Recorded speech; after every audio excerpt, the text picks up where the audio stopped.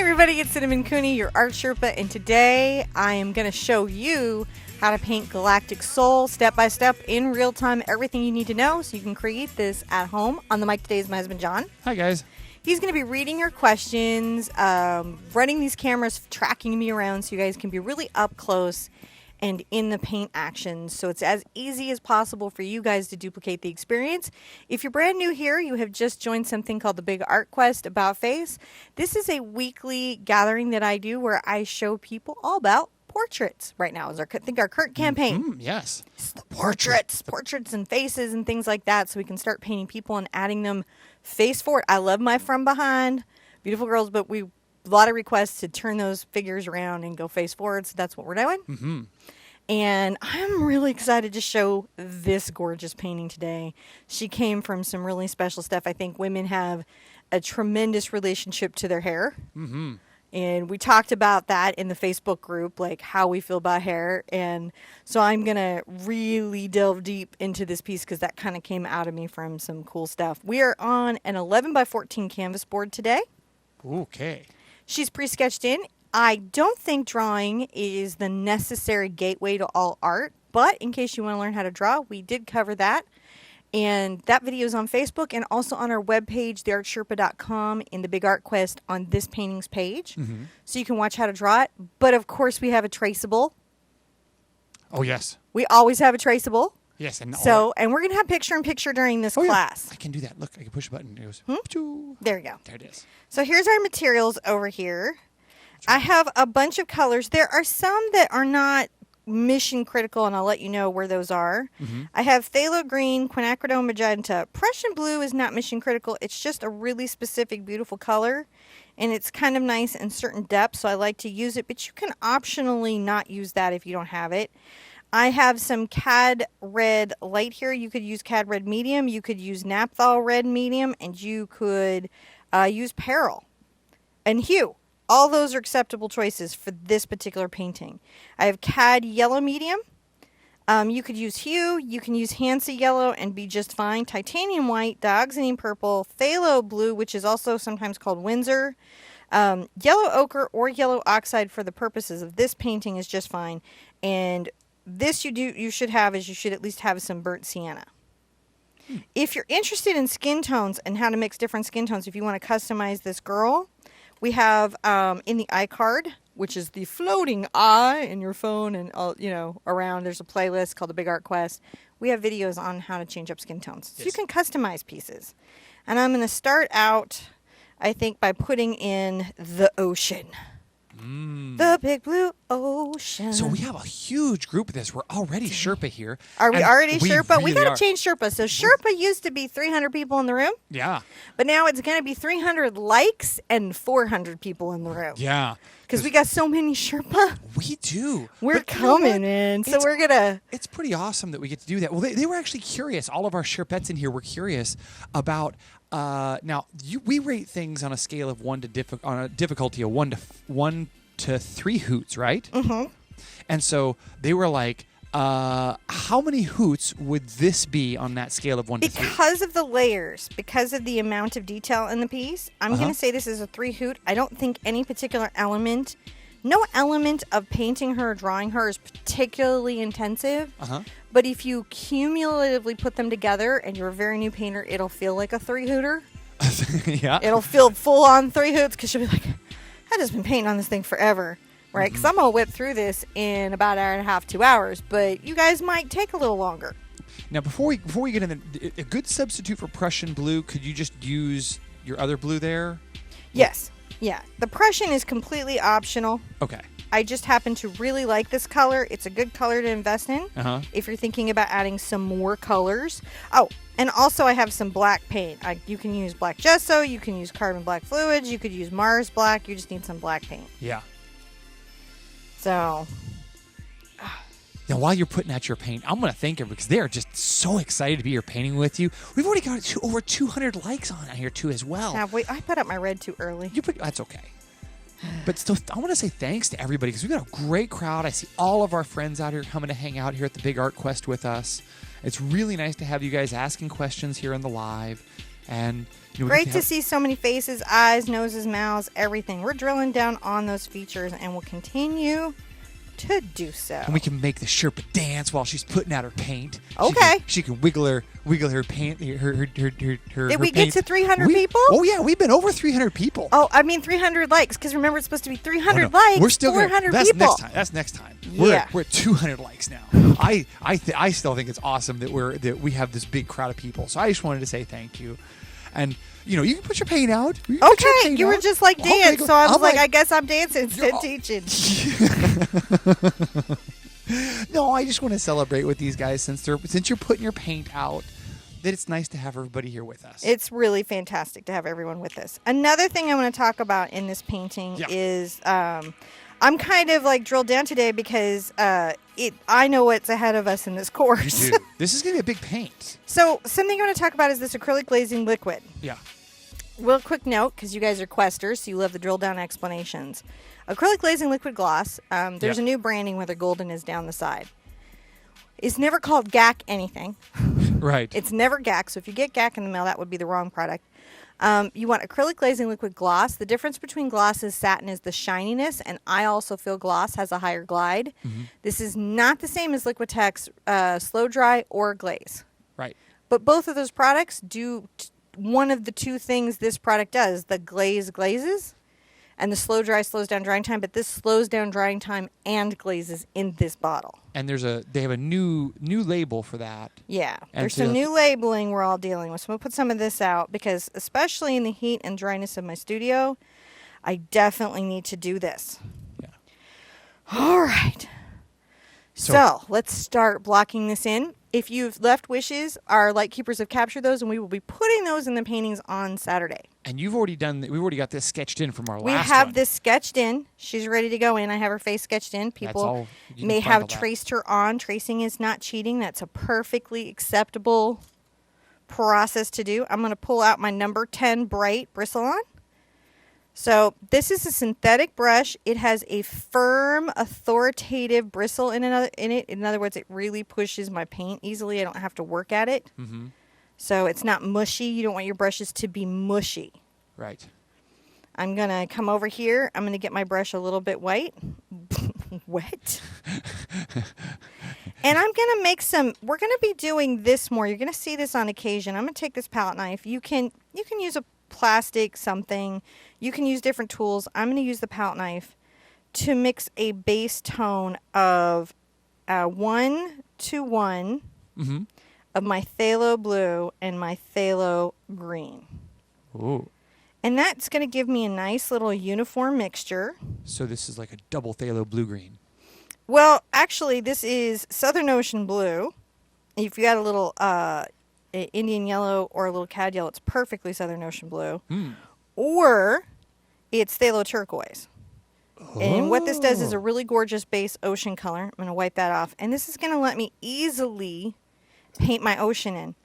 If you've done the water quest with me, you know the water is going to be darker at the bottom and lighter at the top where the light source is. And yes, her hair is a light source. Now, is there a certain order that you put your paint out in? Not today. Not today? Not today. Sometimes. There are times when I really have to plan my palette. So I'm going to pull out just a dusting of this on my brush and pull that into my white. You were just lucky that you got the blue and the green together. Oh, I do those things. I see what you're saying. Yeah, if I know I'm going to be doing a lot of color mixtures, I will put them closer together. Or if I know colors are extreme complements, I will put them further apart. Uh-oh, am I in the wrong spot? I hear stunt hands moving, so I'm excited to teach her today. I'm hoping you guys are excited to learn about painting her. And I'm so glad so many people are excited about doing faces. You know, we're going to keep doing them until everybody believes that they can believe. And I'm going to not paint perfectly, preciously around her face or anything. Just a little bit. I'm going to dust up this brush a little more. See how I'm keeping it all to the edge of the brush? Mm-hmm. So, yeah. So, like, I know that these are going to work well together. And I will darken my blue with this. I don't have a problem telling my Prussian from my dog's eating, but if you did, you might want to put it in some other place. And I have these two together because they're going to be the basis of my skin tone. Gotcha. Okay, that does make sense. Yeah, That's a good question. That's why I like lives. Mm-hmm. So this Now- is just great. I'm just making sure that We have a traceable on the website, right? Of course, yes. Always, always, always going to have a traceable. And we had another video just on drawing this in. Yeah, we did a whole video, and then we had a weird little deviation into some eye stuff. And you can coming along her neck. When you're coming down the water, Yeah. it's good to blend this wet area into the lighter area of paint so you get a nice ombre. And then I'm pulling it down. I want it to get darker as we come down the water. Ombre. Ombre. It's a fancy way of saying a fade. Uh-huh. Cool. But I feel like everybody has hair. That's how everyone now knows ombre. So I'm going to keep adding some blue here. And you'll see me grab my glazing medium. That's going to help me as I'm trying to come down here. If my paint has dried, glazing allows me to keep blending after the paint is dry. Because y'all might have noticed that once acrylic paint is dry, it's not very blend friendly. Gets a little bit not helpful in that area, right? Nope. Nope. It says nope. I'm going to just wipe off the extra paint on my brush onto the canvas, just kind of dust off that extra pigment. Because I feel like I have a nice water effect. I'm going to pull some of this darker blue in and come down from the bottom. This is my darkest color. And I'll be making this again. This is going to be part of how I get those bubbles in. If you guys are excited about the goldfish, we're going to be very drilling much. down on those live Saturday. Yeah, Just the goldfish and the bubbles and water. So if you're like, man, I like this, don't want to do the face, just want the goldfish, all you got to do is hang in, and Saturday you'll have the goldfish, because that's what we're going to do live. I really liked how you did the goldfish too. Did you? Yeah, I thought that was really Well, there's some fish stuff coming on. I have a collab with Craft Clutch, and so I've got some fish stuff. Some fish stuff. So I thought it would be fun for everybody, and then they would be like, oh, I totally know how I did it. See how I'm just making it darker? Mm-hmm.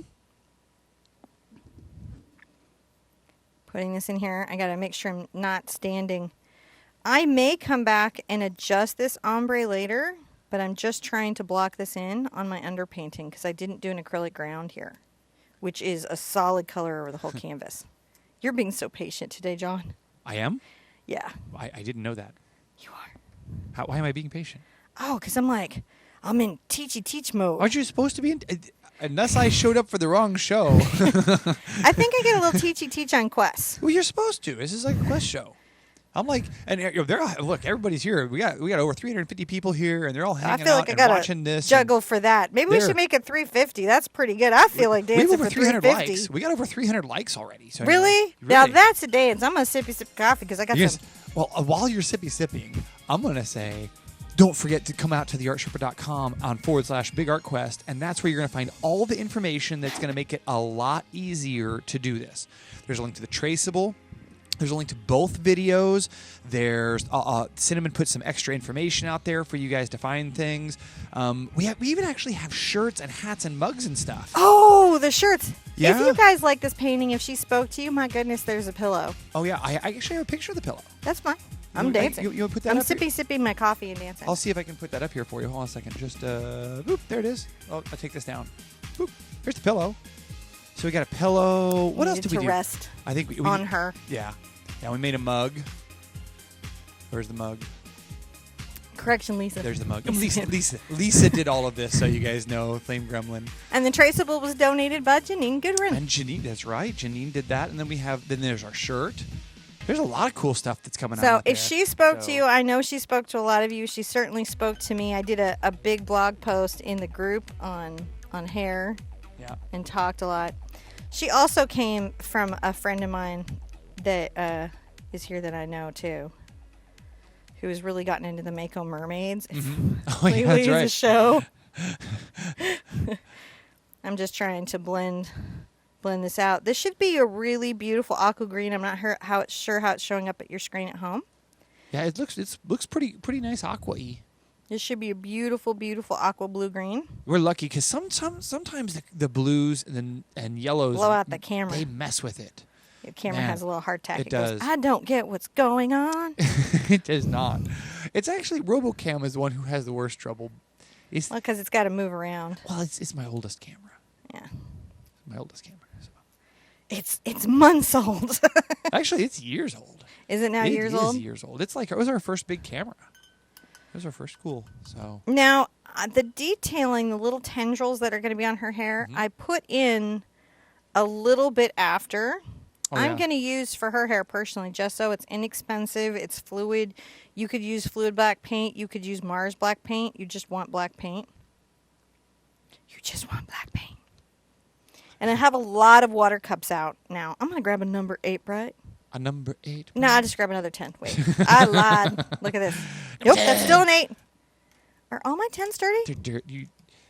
Dirty brushes. I have dirty Do brushes. you need to go get I'm clean? going to number pop 10? a package in a second. All right, number 8. I'll go get some. This 10. is a number 8 Bright. No, it's okay. Not important. And I'm going to just paint all of this in. This is a black pearl. So it's a little softer than the Bristlons or the Sherpa Red handles, but still has the authority. Wherever you're at, wherever you live, whatever brushes you're looking at, just make sure the brush will push paint. Now, if you have a softer brush, it might be really fantastic with multimedia or watercolor. Doesn't mean it's a bad brush. Or fluid. Or fluid. That's right. So that's just something to think about. Don't get too wound up. All tools have a purpose in art. Yes. Even that beat up old sad brush in the corner has a purpose. Don't throw it out. The stick. The stick has a reason to be. So many things to do with that stick brush. Artists shouldn't throw their stuff out because you always need it. Even if they're just decorative sticks. Even if they're decorative sticks. Making your studio have character. You might ask why I use the gesso Sherpa? as often as I do. Why do you use the gesso as often as you do? So this Liquitex black gesso, right? I really like this. It dries real matte flat. Uh-huh. And because it's gesso, it has a lot of tooth. So it does wear out my brushes just a smidge quicker. Not that I can notice. Because I paint all the time. So they're going to have a whole moment as it is. Yeah. But also, it allows me to do a lot. And it's inexpensive. Yeah. So it lets me use a great deal. And it performs like a fluid without giving me the cost of a fluid paint. So it's an economical decision. Interesting. For me. And there's all kinds of colored and toned gessos these days. Interesting. So you can do really great acrylic grounds and still have tooth. What's really nice is I feel like this flat matte it gives me is great for space. Oh, yeah. So that's why I tend to really go into that. So this is when I want to do my stars. Your Later. stars. I want to sprinkle in my stars now. And there's a ton of ways to get in stars. I'm feeling like I need to do a video on like how to do splatter on stars. I think that's got to come up here soon. So you can go by the Aurora Borealis. I have a demo in there of 3 different ways to splatter. I'm going to make a whole other video about it. My trick is if you're a very relaxed person, the toothbrush method is your method. You can always use construction paper and test your splatter before putting it on your art. You don't have to like, gosh, I hope this works out. Whack! Oh, no, it didn't. You can go on your construction paper and make sure that the splatter effect that you're getting is the one you're looking for before you apply it to your arts. Just take those times to like test. Artists test and experiment. They test and experiment a lot. And I don't have my toothbrush. I know where it's at. Do you know where it is? I'll put up my white paint. I thought I had grabbed it. I thought I had grabbed it, and I did not grab it. I thought I had, but I had not. I'm loving everything you guys are posting in the Big Art Quest Facebook group. No. No, my toothbrush. I will just do it with a splatter brush. It's okay. Oh, okay.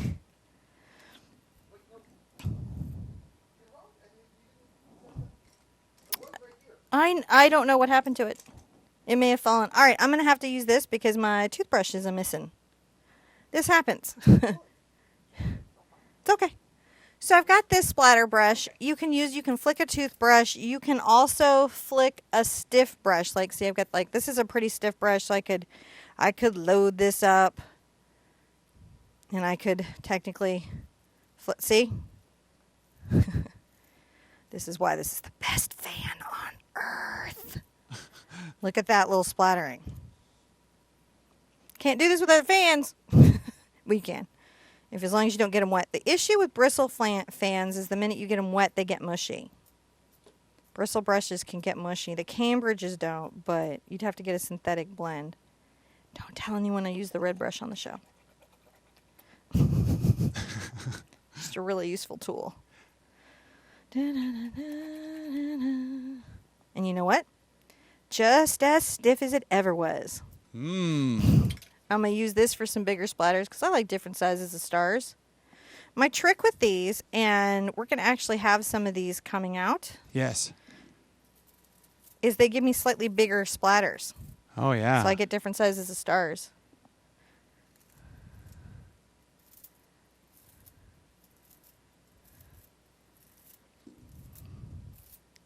I have to do a second coat on my water anyways, which is why I wasn't really stressed about that. But I wanted to do it before I put my skin on. Yeah. Interesting journey. Always rinse off whatever you're using your toothbrush or splatter. I'm going to go back really fast and lay in my water again because I just want that second coat for that depth. That has black on it. Rinse, rinse, rinse, rinse, rinse, rinse, rinse. How are you guys doing today? Good. So I'm just wanting that second coat because I want my water to feel deep. And that also helps. This ocean is deep. I just want it to feel deep, and that's why I wasn't worried about having my splatter on there.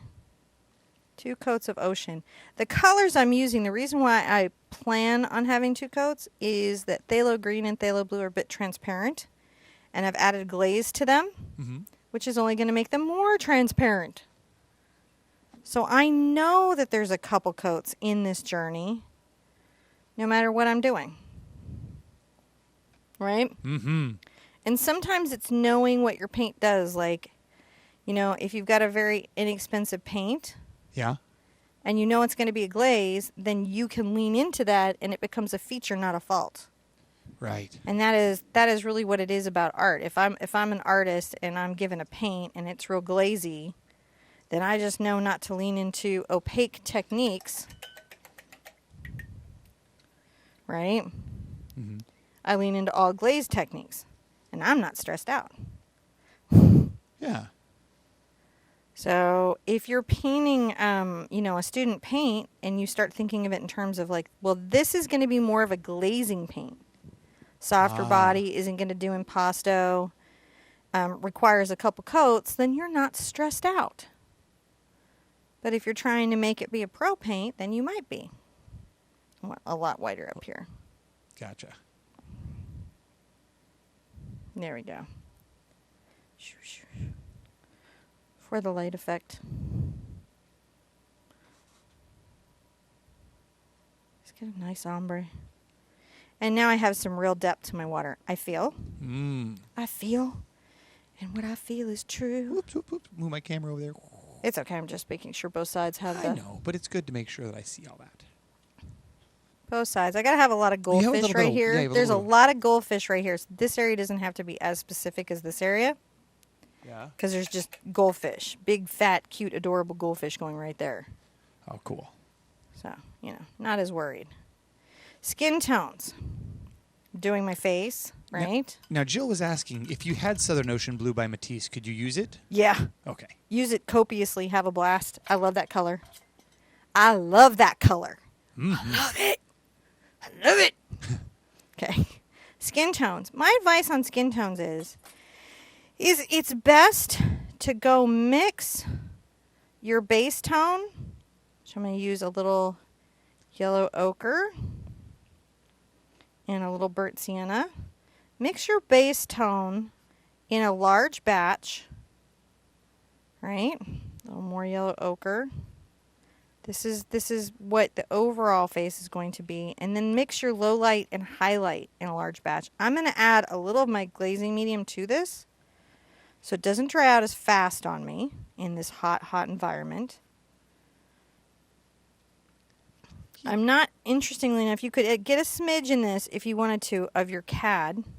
Not a lot, just a smidge. Just to warm the skin.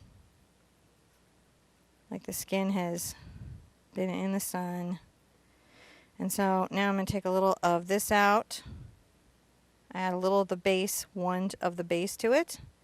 And you can either add a little smidge of your Prussian or even a little smidge. See the smidge? This is what I mean by smidge of your Dogsening. And you're going to mix. That is your shadow. Oh, you put some purple shadow in. Yeah.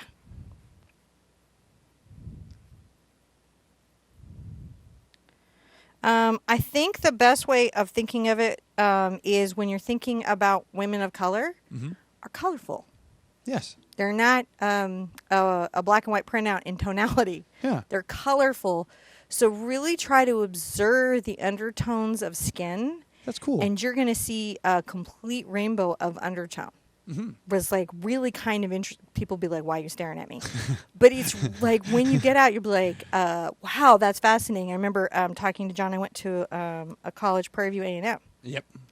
And that was one of the things I noticed was just the incredible color in the undertone of skin. Is glazing? It's a weird thing to walk up to people and talk to them about. They're just like, "I'm really trying to be patient with you, girl.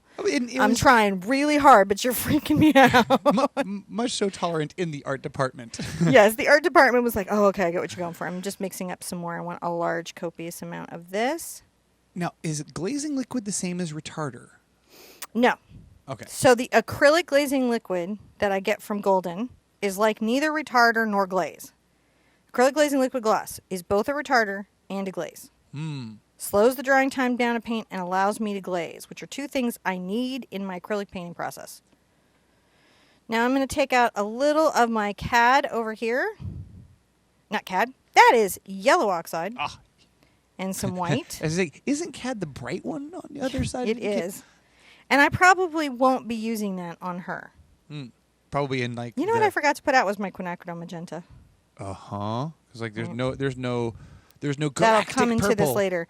Notice that I'm not going to be adding just pure white to lighten this or create highlights. I'm going to be using a mixture of yellow oxide. Now, if you had satin glazing liquid instead of gloss, it's fine. It's just less shiny, and I feel like the gloss just has more give. I'm going to get fresh, clean water here. So it's okay if that's what you had, though. Fresh, clean water right now. Fresh, clean. And so this is a good time to start marking out the shading of the face. I'm going to get a number 8. Bristlon Bright. Whenever you're trying to figure out what a brush is, look for the number, look for the name. Brights are shorter than flats and are further out on the bristles. And the first thing I'm going to do is start painting in her face, right? Again, the two colors I'm using tend to be glazy. They tend to be translucent historically anyway. Yes. And so I know I'm going to be working the skin for a little bit. And that's good because in like acrylic, it's one of the forgiving natures of it is that you work in layers. So what's nice is I don't lose my sketch. You know, Christy had Hi, Christy. How you doing, sweetie? One of our moderators put up a really great comment just a couple of minutes ago. I'm going to scroll up here and find it. It was a little de-stress. Here it is. Here's a great de-stress hint. She said, when painting and something is happening that you don't want to have happen, instead of freaking out, trying to fix it, just play around with it and have some fun to see what happens. Really, honestly, in acrylic paint, unlike watercolor where you could end up and really good watercolors don't, but when you're new in watercolor, you can end up in almost like a cul-de-sac with your painting. With oils, you can too, but with acrylics, as long as they dry, you still have time to think it out. Now, see how my glazing is allowing the pencil lines to show through? Yes. This is of benefit to me. Great, amazing benefit. Why is that? Well, because I don't lose the work that I did sketching her in. Oh, and then you don't have any of the white canvas showing. So I lean into this glaze. I don't fight it. Yeah, that makes sense. Right? It's going to give her skin depth anyways, which I'm going to want in all of my work with her. Because she's like some kinds of portrait painting, you're just putting down very thick, opaque pieces of paint in light sources. But in this particular one, we're going to build up these layers of paint to create the depth and luminosity of her. And please feel free to change up your portraits and your believe faces to make yourself happy. You don't have to paint what I'm painting here. This is just me guiding you through how I got her in and the way I use my imagination in the human form to talk about stuff. I use the edge of my brush to keep my lines clean and then the flat too. And notice I'm not worried at this stage. See how streaky this is? Yeah, it's very. Not at all worried. You just want to get some base color down. I need to cover this white canvas. This is all I'm doing at this stage. I got a lot of galaxifying to do. She's going to be drying during that time. And so, you know, I don't need to be worried about it at all. Not one little bit. Not one little bit. Not one little bit. This is pretty cool. It's fun stuff. I'm just sort of like, I love this painting. It's one of my favorite paintings, so I'm just sort of mesmerized. By the way, oh my gosh, you know we have 450 people here. Then I I just think looked over here and put I on was a just, jam, I was baby. just like, oh my gosh, just sort of looked over. You guys are amazing, and I really am hoping to see a lot of these. I saw so many butterfly eyes in the group. Yeah. You know, I just can't believe it. I just looked over there and I was like, I dance in paint, I dance in paint, I dance in paint. No, I don't. That's actually not a good idea. And you know, we have like 390 likes. I may have you put the AC on in a minute, honey. I am melting. That's okay. We can multitask this. But while we're doing that, I'm going to say thank you guys for coming and hanging out with us. And you know, we like to dance because it celebrates everybody being here, and it reminds our bodies that we're alive and that we got to get up and do things. And if you can't get up and dance, don't worry. Wiggle your fingers and wiggle your toes, because sometimes that's what we got to do to remember that our bodies are alive, right? So thank you guys for coming and being with us and celebrating all 444 people who we have 448 people, 450 people. Look at all this. It's just so much fun. Thank you guys. We love seeing you. And while Simmons doing her next little paint bit, I'll get the AC on for her. So, thank you guys. We love seeing you. And don't forget to come and check out see us on the website, right? All the time. All the time. Weekly with this. Yeah. And remember, we have drilled down short lessons, and we have little incremental ones. So no matter where you're at on the face journey, if you're like drawing emoji happy faces, we still can get you there. I'm going to use my gesso to make one planet. So I don't do great circles. They're not genius. And I like to use round objects to help me create round objects. Oh, thank you, babe. I'm sweltering. And look, even here I'm having I gotta brace this. Ooh, I'm having a southern moment, y'all. It's about to get real peachy up in here. Can you hear it? This is where draw comes from, I swear. It just from sheer heat. And we're just like, I'm just feeling the summer come on. Oh! We may be doing this more. I want a smaller planet here. Over here, closer to her head. So I'm going to just trace around that. There's a trick with the cross that I'll show you in an upcoming video that you can do to freehand these. And if you want to make it smaller or bigger, you've got that chance. But here's so I got a couple planets. Yeah. There's a couple planets. She's dreaming so big it's space. Oh, that's how it is. I'm going to have to adjust my main camera. You scooted her over. So we're going to start scumbling in the basis of our nebula. Could you scoot her? Could you scoot her back over just a touch? Can I what? The painting. Could you scoot her back over? See how she's misframed there. Oh, perfect. Yes. Thank you. Thank you.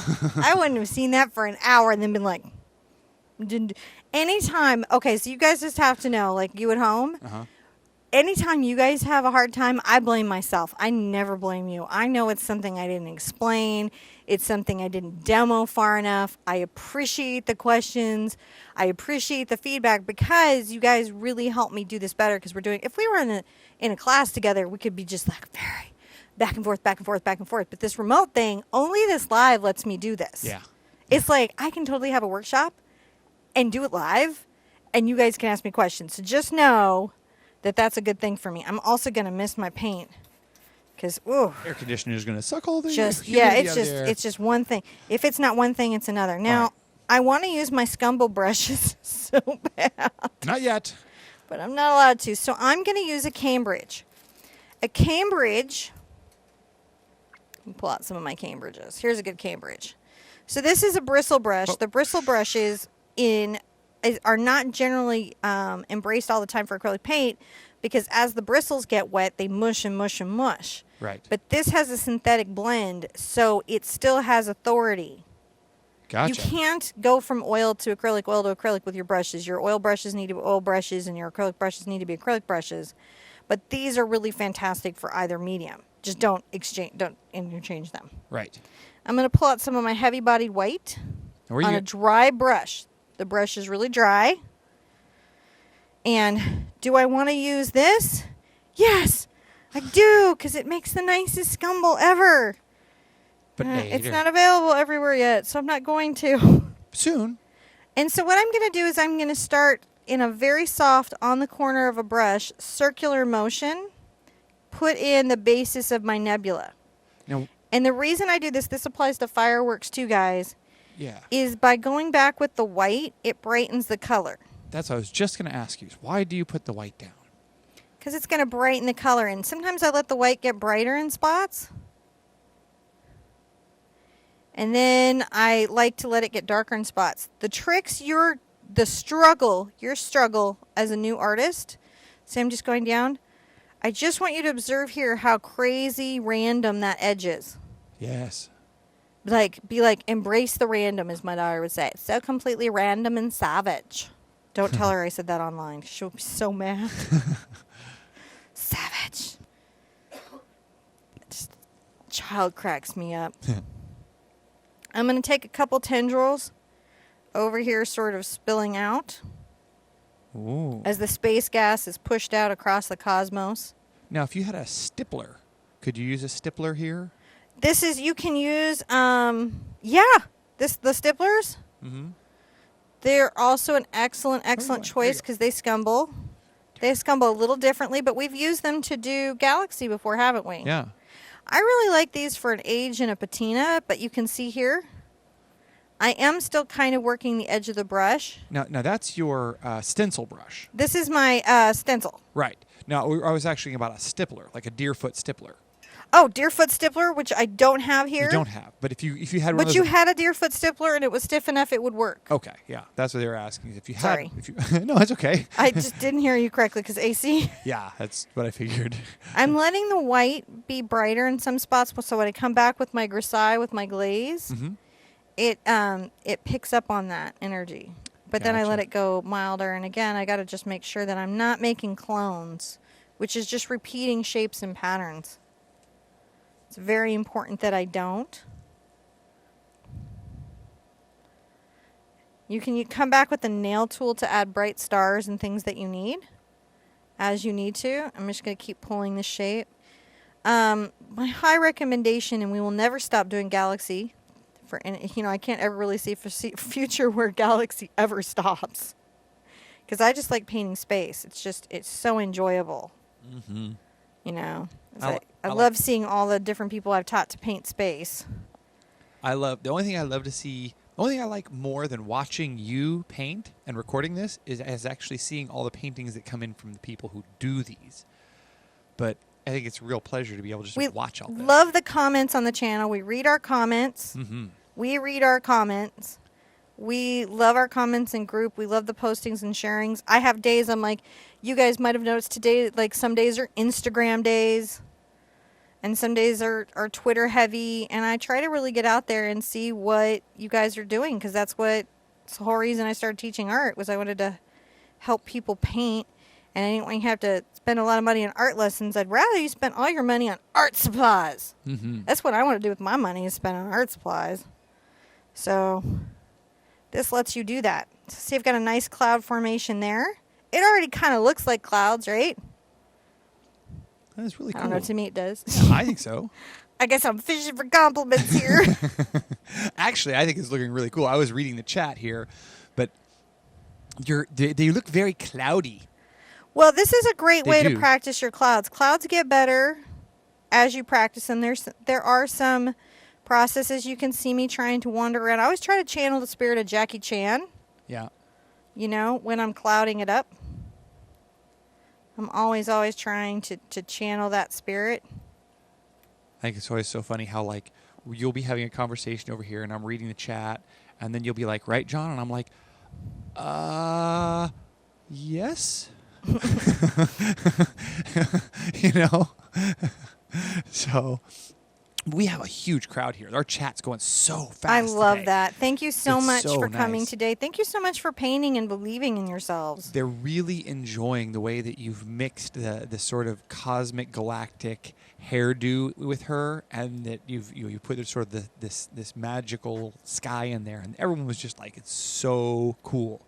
And it's I one of the love reasons it. why I love it too. I think it's just really cool. It gives me just the same joy as you guys are going through. I love it. I love the origin story of her and where she came from. There's so many elements of my life and a friend's life and so much stuff in here. Yeah. In being able to express that, and I had such a weird life. Now, we said something. You said something earlier that we I have a beautiful number 6 round here, and I'm loading up just on the tip of the brush my gesso, and I'm gonna come right now while I have time and just using the edge of this brush.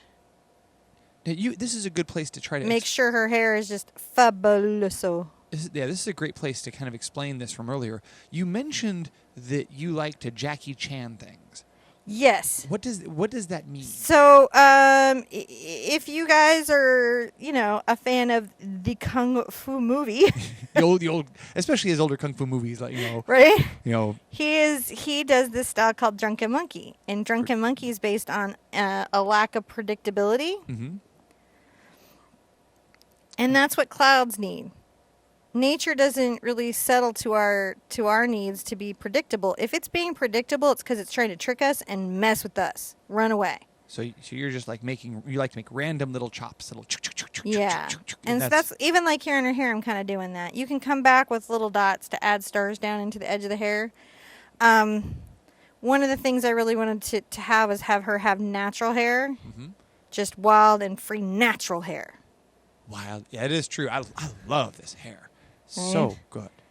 And so this is Untamed. There's a girl I know, Chanel, who's kind of she's a bit of the model for this. She doesn't know she is, but she is. And I just love this. Just pulling this out and making sure that it has that feeling. I'm not going to pull the little bit above the ear until after her whole face is in. Okay. And I'm just using the edge of the brush and letting it be very soft and light. So this feels as full and beautiful as it needs to be. Now, there's a question here. If you can't find mixing white or transparent white, what should you do? Well, I just use titanium white here. Okay. You can use mixing white or zinc, but I just used titanium. And a scumble and a dry brush.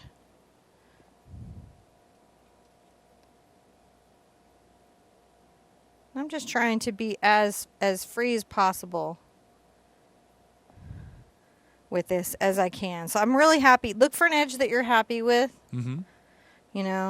Oh, they're reminding me that I need picture-in-picture back. So hold on a second. I'll get that back. Look for an edge that you're super, super happy with is what you're trying to find. You're trying to find the space and the shape that you're happy with, that makes you feel like, wow, I've nailed this energy. You keep jumping both back, and That's what I got to do. So John has to track me, and it's a problem because I'll see a hole. So you have to zoom out because she's all... And be like, oh, I got to fix that. Oh, I got to fix that. I'm going to probably stay. Now here's the interesting thing. I've got this number 6 brush, and I can just dry this off on a towel. And this is going to stay much stiffer than a regular bristle brush would because it's going to have those synthetic filaments. It's going to hold up against acrylic better. It's going to hold an edge better, even though this is already best dressed.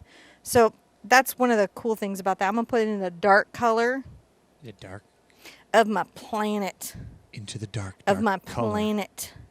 Of the beak. So I'm going to take a little, you can do your dog's name purple or your Prussian blue over. Could you push your palette up just a touch? Just a Yeah. hair? Oh, perfect.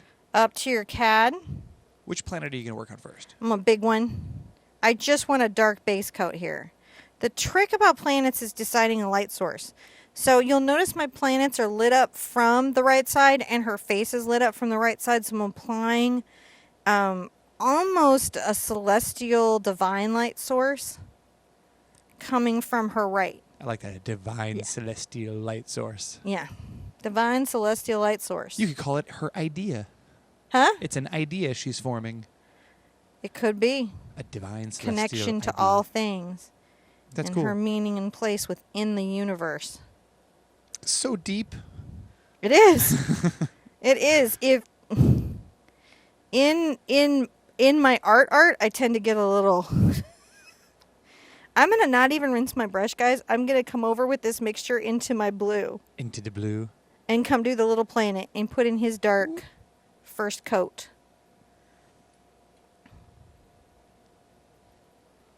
Maybe even grab a little purple this time. I just want a dark. I just need to see it. You guys hopefully will be able to see sort of the shine of where it is. Right now it's kind of an invisible planet because the camera is like black on black is hard to see. Actually, it sees that there's a colored hue to it. You can see that there's some. Oh, now that you move. And I can even take this dark color right now. As an artist, I like to take advantage of what's on my brush. See how I did that? I had this cool thing. I just took it over here to take advantage of what's on my brush. And I'm going to add the first value of shadow down there.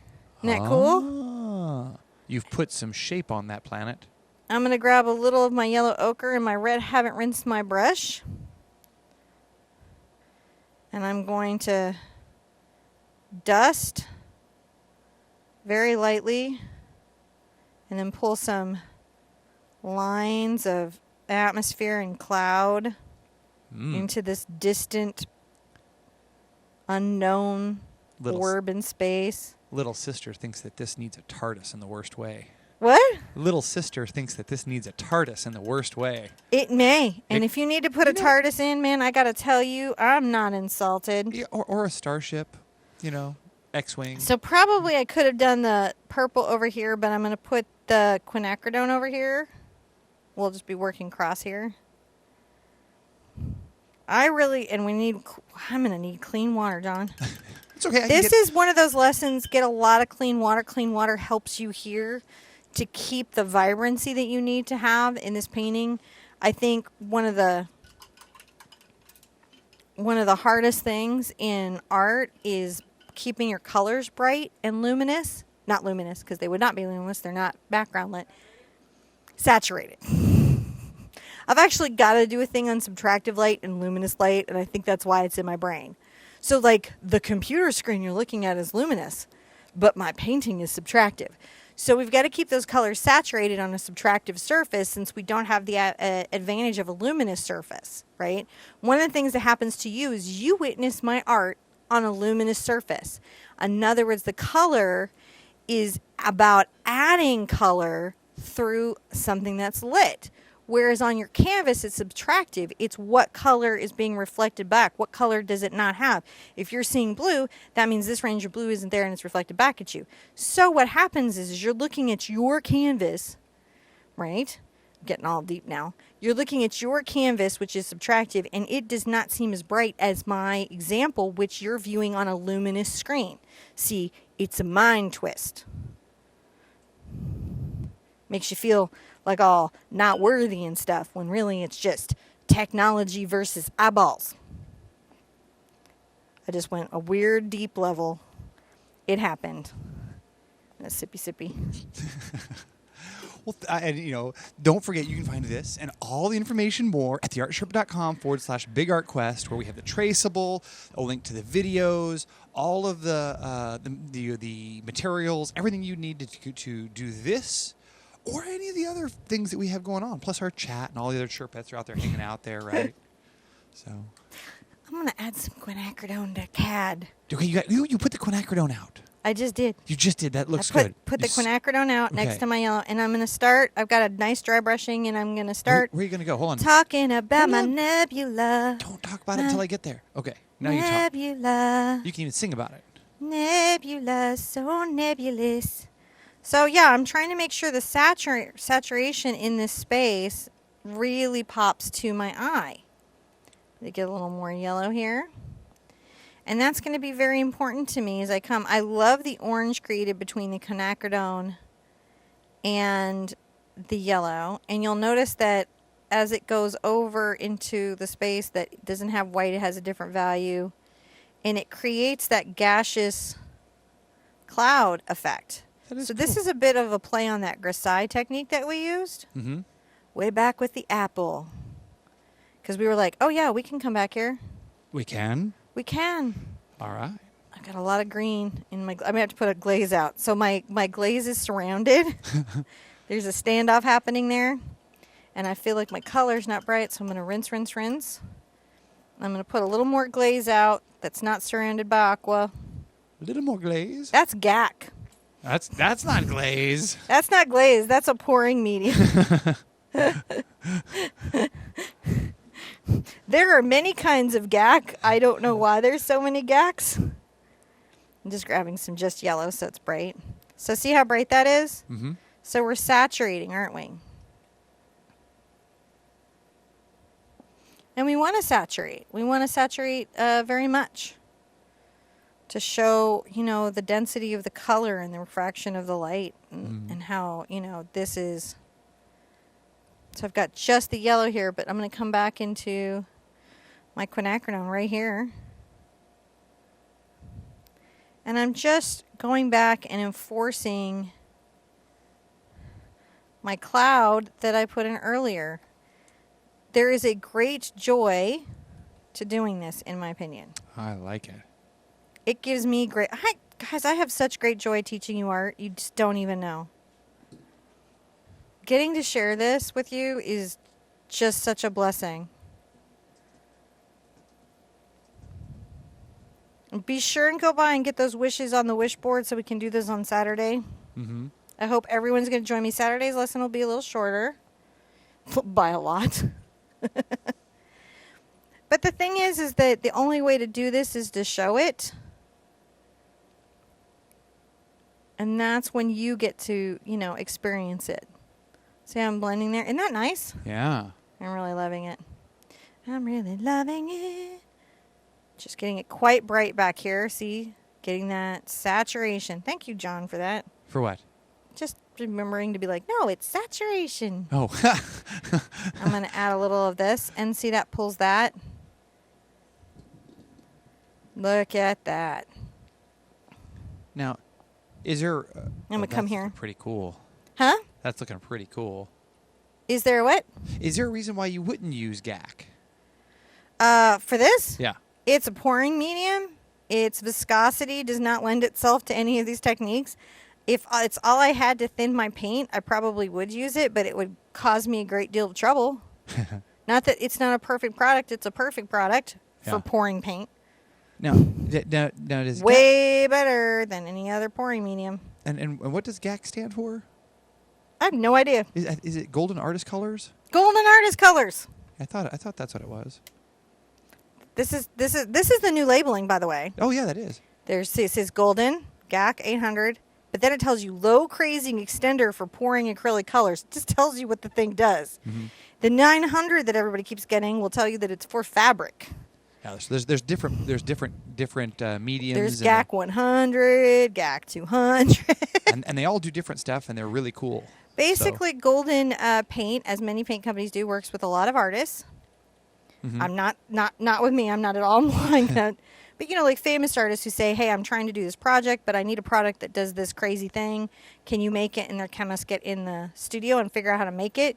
And then generally the artist is calling it something, so then they would call it that thing. But that might have only made sense to that one artist. Yeah, and it's one of the difficulties with all mediums is that if you were to call something, for example, hard gel, right? Or firm gel, right? And they'll call it firm gel. Right. Is it firm when it's wet, or is it firm when, it's dry? Yeah. You know, so I'm just pulling more and more of this magenta, and you'll notice that a lot of what I'm doing is I'm creating light values and dark values within the... Yeah. Now I can come over here and I can take a lot of my magenta over to my dogxanine. Mm-hmm. Right? Creating these different values. And I can start going, but in space, purple's also a very popular color. You know what we say in space? There's nothing my. Oh my. Dude, who else wishes that George Takei would totally paint with us? That would be awesome. That would be mind-blowing. My Star Trek brain would explode. And I would be so annoying too, because I'd be like, oh my, oh my, oh my. Couldn't stop. It'd be like on a loop. My husband would like be getting me out of there going, oh, it's shameful. Your children have to live in the world, Cinnamon. Don't do it. Don't do it. So I'm adding white and lightening the value here. Mm-hmm. Pulling a little of this lighter value. Clouds are very fluffy, organic shapes that are lit. So they have highlights and lowlights.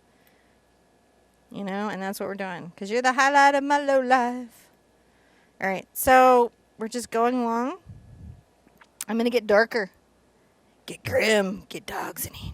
And add this deep purple right here. I like when you layer that really deep dioxazine over a light layer, because it just makes that cool depth. It's just like... Doesn't it? It's so fun. It's so fun. Coming here. Don't you love it? I love it. I love it. Now, I'd be able to do some very precision directional flicking, but I lost my toothbrush. Toothbrush would be an ideal tool right about now. Pretty happy with this, though. It's okay. Mm-hmm. I might add, maybe I just felt this. Oh. I felt it. It felt came it? to me, and I couldn't not do it. See, I just felt it. Sometimes it happens like I feel the nebula and I just got to nebulize it in some other way than I initially nebulized it. Nebulizer.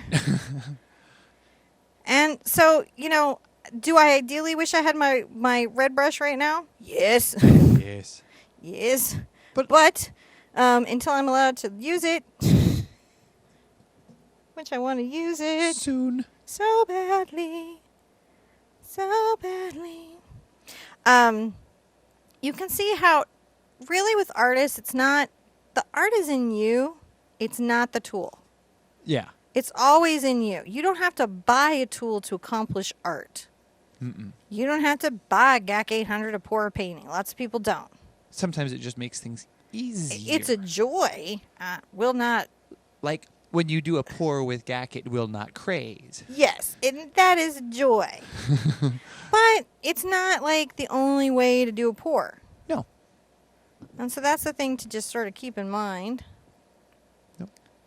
I'm going to add a little of this pink and purple mixed together down here. Oh, yeah, right out there. Yeah. As gaseous clouds will do, they get out of their little space and do what they like to do, don't they?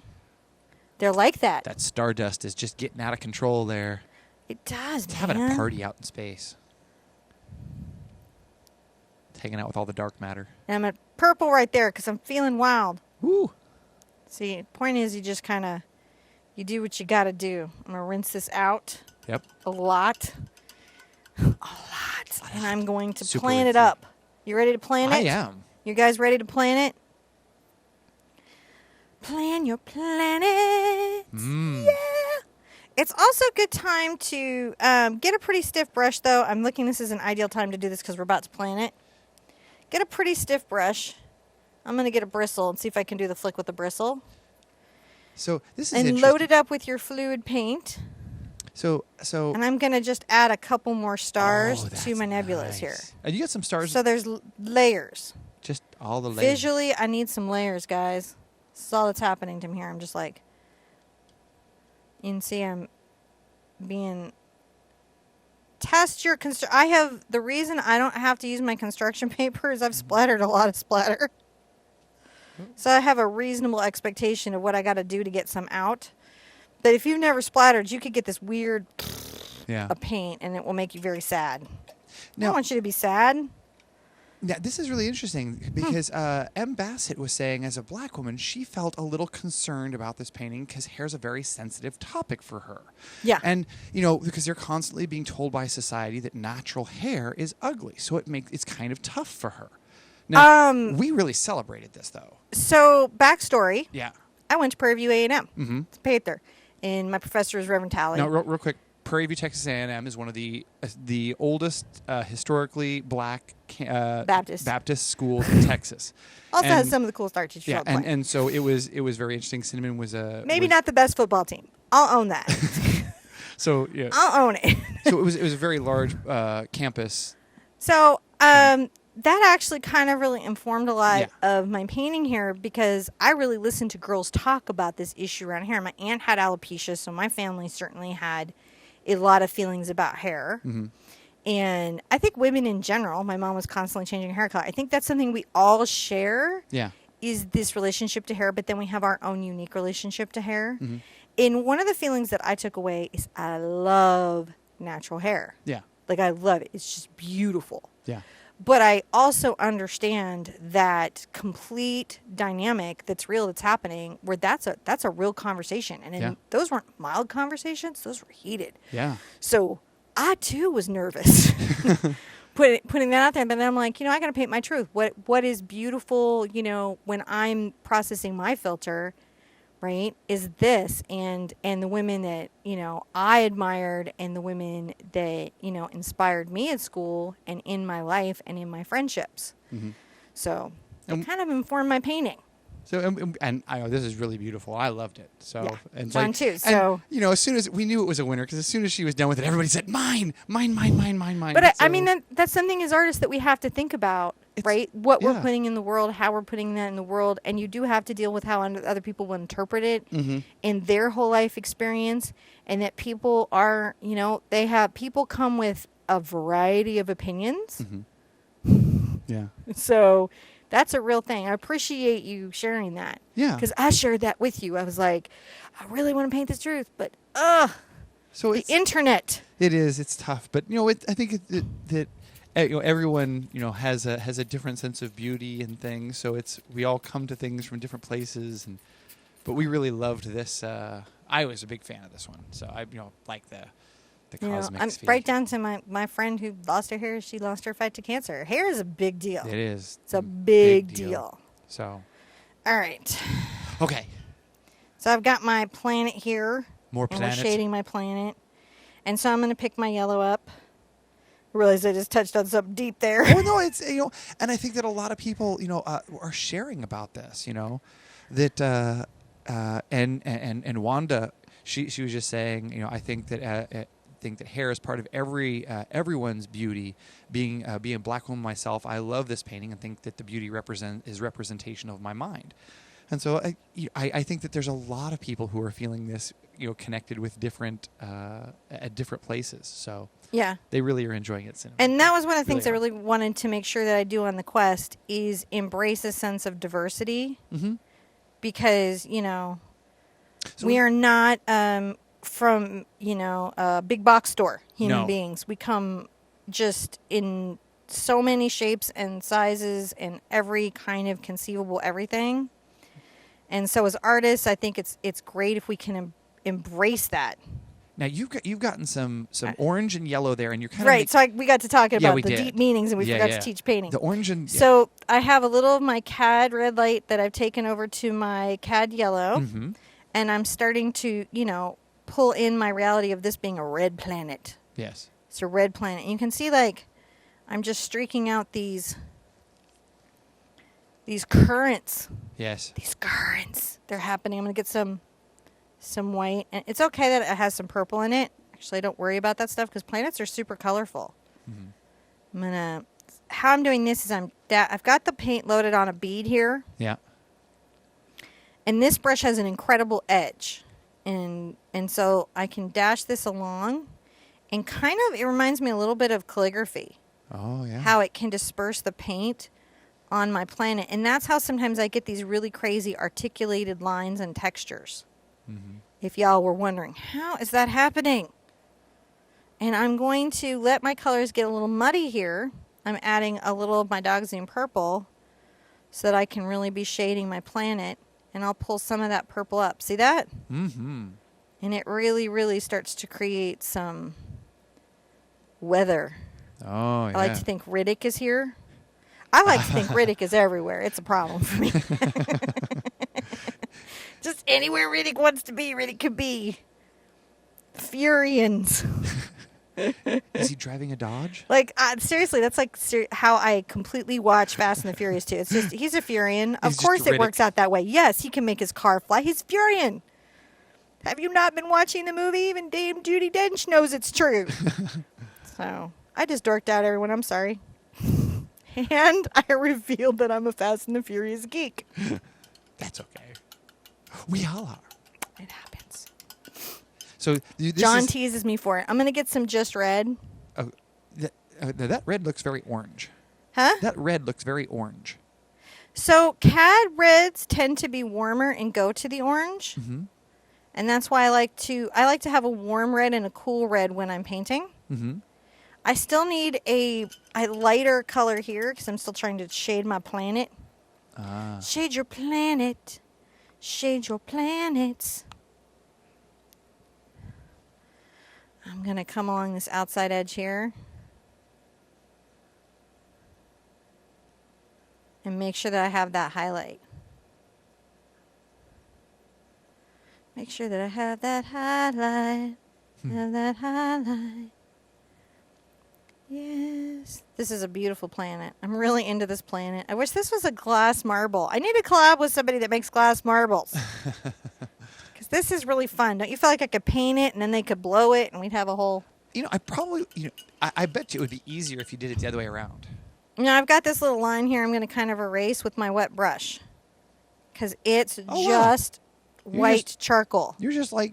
It just comes right off there. Yeah. Look at that. No worries.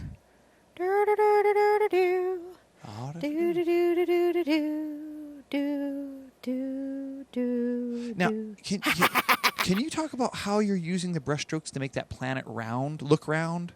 Yes, I'm about to do this again here, and I'll talk about that even more because I actually, when you see it here, so at the bottom of the planet, I curve down. Mm-hmm. At the top of the planet, I curve up.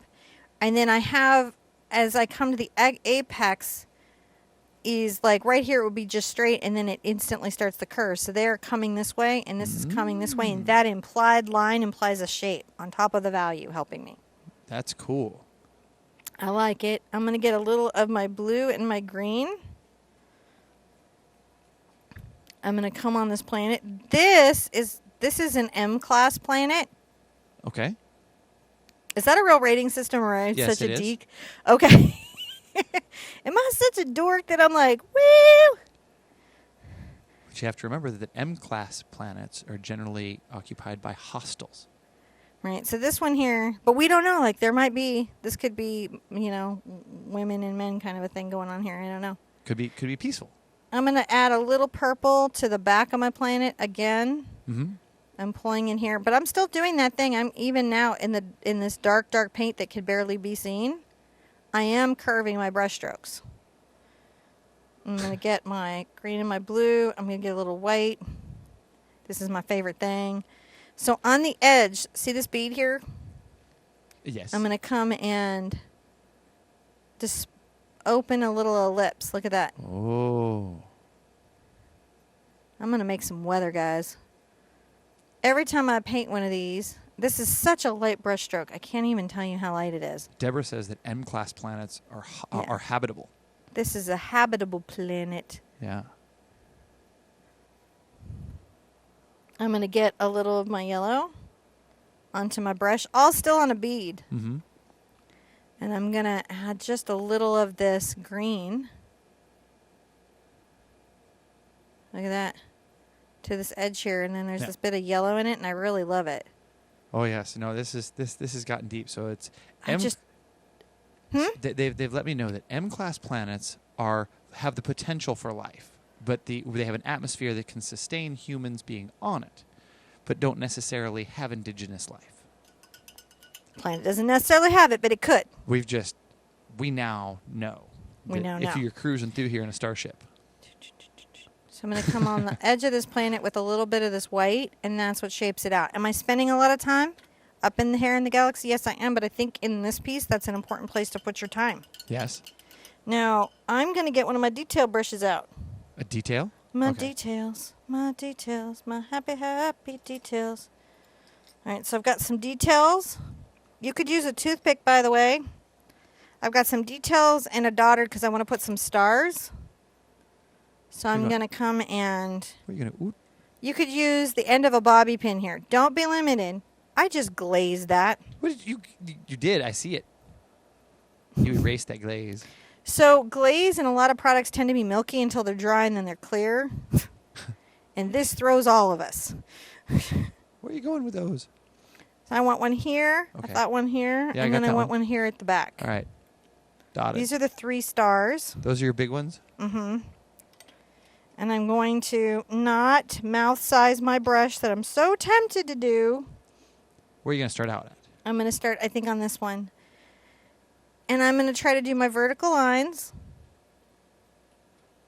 of light coming away.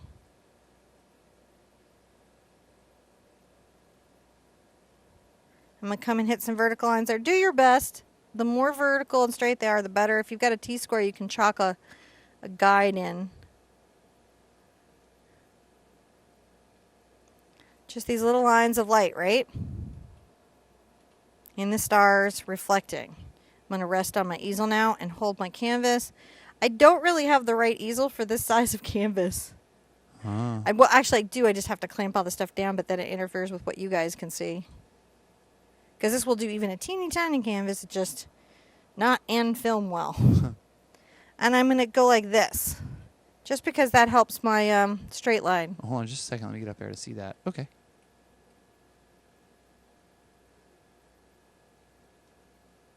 Just trying to help my own straight line, because I have a problem. I get all crooked.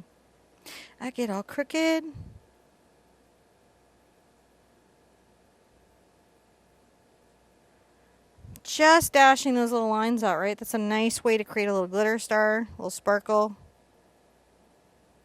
Ooh.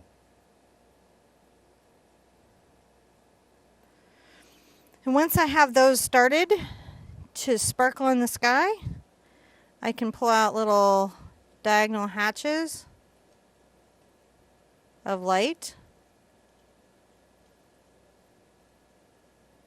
And also little circles radiating out. See? Yeah. So they're nice little sparkly stars. That's all I'm trying to do is say, sparkle, sparkle, little star. Now I feel like she's got some pretty spectacular hair here. I think so too. Right? This is galactic. This just goes beyond. This is the universe. I think it's pretty awesome. Every time I see it, I think the Beastie Boys song Intergalactic. Which we would be content ID'd by playing. Huh? Which I would get content ID'd if I played. For what? Playing the Beastie Boys Intergalactic. Oh, that would be so cool right now. All right. You know, but you do what you can do. So once I have that in, I'm really happy with that. I get to start putting in her skin. So hopefully I'm going to kind of check the consistency of my skin tone. And you can see why I put a little returning medium in here, a little glazy medium in here, so that it didn't dry on me so fast. Mm. And now you know why. Because that's how it is. Hopefully this is still here. And I will probably even come in and emphasize even a little more in the purple. Mm-hmm. Just as shadows get deeper. So the light source is here. It's going to be catching this part of her face the most and here on the neck. Right? And then she's got different areas that are going to be in shadow. And how we block that out can really help us as artists really succeed in our painting. And so I'm going to come with my highlight at first. I'm not even so much worrying about like some of the blending that I might need to do. I'm going to come above her eyebrow. I just want to sit there and start talking about where are my values of light And where are my values of shadow when I'm painting her? So I've got some values of light there. She's got a little value of light that comes up on the brow bone and around the cheek here.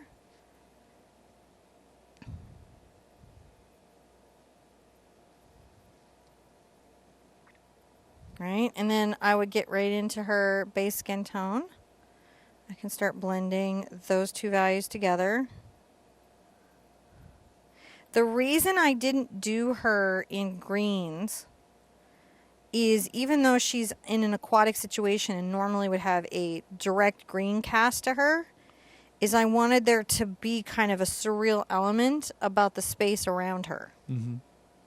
So that is why I did not do that. And again, I'm just working out my glazing.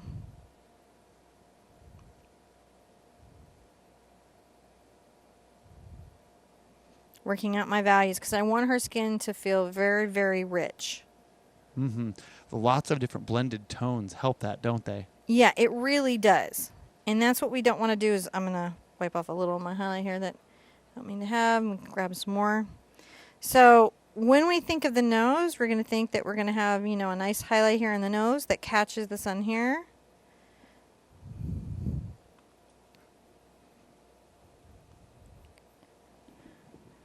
And I'm bringing this right here.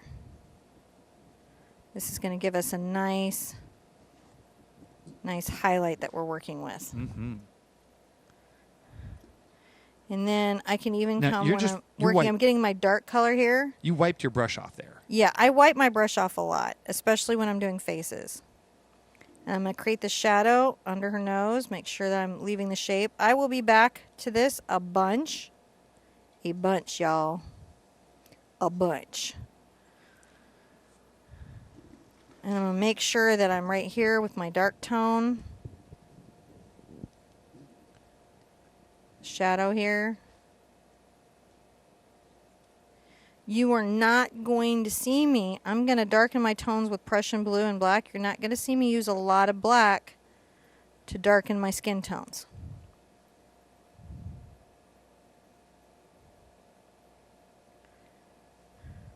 Not that you could not do that sometimes, because you could, but this would not be that time. No, it's. I know you talk about like using all these different tones because skin isn't one color. Skin isn't a single tone or Skin is not a uniform color. People's skins all are quite colorful and have a lot of undertones. The area, your T area can be, redder or bluer. It's just, you've got to be observant and think about that. Your T area. But in this case, we're just trying to paint, this sort of goddess figurative work. So we're going to enjoy this as we go. So Bassett says, thank you very much for using yellow undertones are perfect. Most artists use blue undertones for black skin, and it makes us look ashy. Yes. That is one of the things you can do by using you were saying if you use whites to. Yeah, I think sometimes people also artists get into the whites without breaking that with another color like a cad or a yellow or. Mm-hmm. And there's just a lot of ways of doing this. There's a couple really good artists on YouTube that do some great work covering skin tones. And then I have that really fantastic book. It's like 450 recipes. That gives you an idea, doesn't it? Now you've done the skin tones and the hair, and you've done a couple of videos. Just the basic ones. Yeah. Because I just didn't want people to paint from their crayon box. Right. And actually, I have a video I want to do where I take crayons and show like the right way to use crayons. Yeah, that'd be cool. Like as an artist. So I'm creating a shadow that's being cast by her hair a little bit on her face. Which I really like. Yes. And this is not even my darkest shadow. Right now I'm just blocking value. Right? I'm just blocking my values. Under chins, I'm going to come and cast a shadow under my chin more than I'm going to be inclined to draw a line.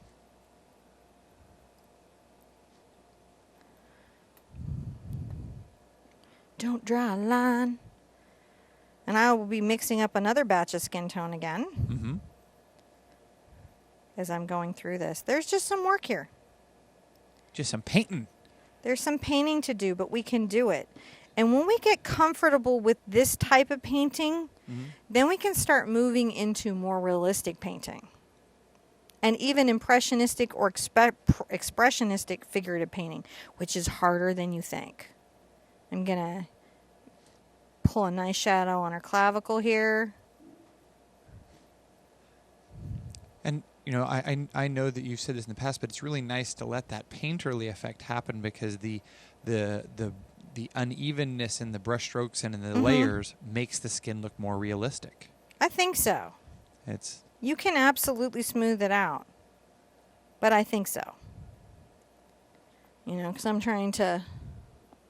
Now right here on this nostril, I'm going to come back and put my base skin tone back to put that nostril back. I'm going to come back under the nose. And this is going to be about balancing out these shadows and highlights to create shape and form here. You are just giving yourself a roadmap for later. You will be working this a lot. So just so you know, they like this a lot. Have you guys liked this? Would you like to know how much they like this? I would love to know how much this is liked. They like this 500 likes much. Thank you so much. Isn't that pretty cool? It's a crazy risk to do longer pieces like this, but I love sharing it. I love it. And I love that everybody's like getting into it and appreciating it. And I just want to say, thank you guys. Over 500 likes. Thank you, thank you, thank you. Big thanks. So, just a little music while she's painting skin tones to say thank you. Painting skin tones. Painting skin tones. Painting skin tones. Painting skin tones. I just like it. I do too. And that's why we're here. And I like getting in here and doing it and then getting the paint layered on and now rounding out a chin here. I'll come back with another highlight. And you can find out a whole bunch of information about this and all the other stuff we do out there on TheArtSherpa.com. And if you go to the /Big Art Quest, you'll find information about this, including the traceables, the links to the drawing and video that we did on Facebook earlier, all of the materials that help. Cinnamon's got some notes out there for you adventurers. And some extra links and support materials. Of course, mini quests. Right, of course, the mini quests and the other links to the other videos that may have things to do with this that you might find interesting. Our other skin tone videos, we'll link all those in there for you. So, and of course, don't forget to hit that like, comment, subscribe, share, all the likey buttons for Facebook and YouTube. I'm going to put a little highlight under the eye right here. I'm going to keep working my... This is going to be the thing where you're like, ah, noses. We're going to keep it noses till we get great at them. Yeah. We're going to learn how to reposition the balls of a nose to like do guys, do girls.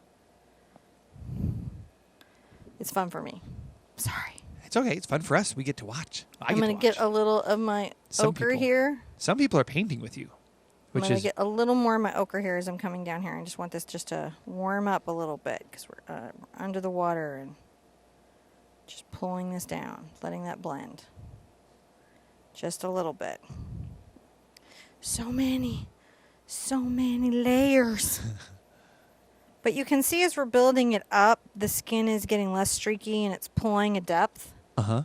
I think when you think of it like layers of glass. Oh, yeah. I mean, if you've ever had a sunburn, I've had many. Yes.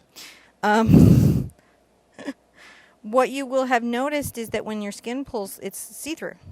Yes. It's very thin. It's very thin. And so when you're painting skin, you know, that can actually impact things.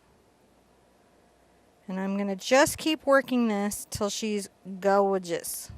So should I have added the goldfish? I don't know. Now, there was some interesting question. Are you going to be doing on some boy faces, too?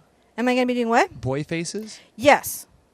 I'm going to do young faces, old faces, and boy faces. And we're going to keep facing it till everybody is pretty like, oh, I'm pretty faced up. We're going to look at drawings of noses and lips at different angles.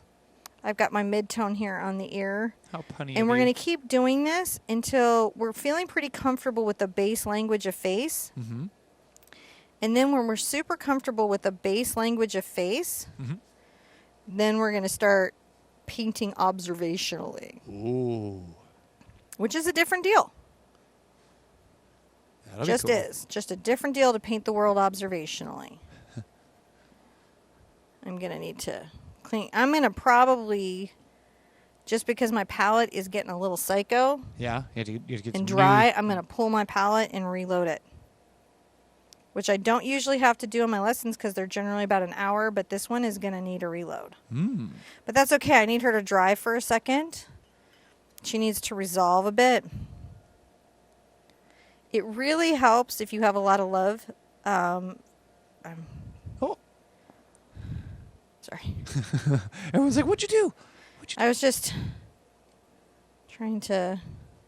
There's a lot of great requests for faces. So I'm just trying to make sure that I'm keeping this space paid attention to as I'm going.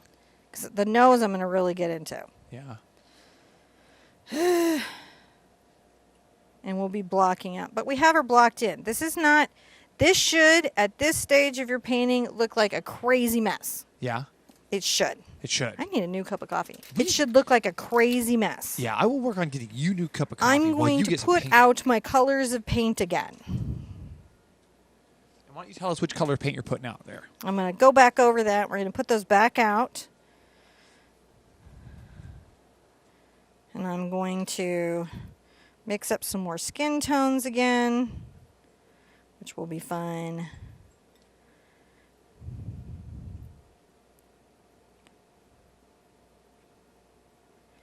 And we're going to have a blast.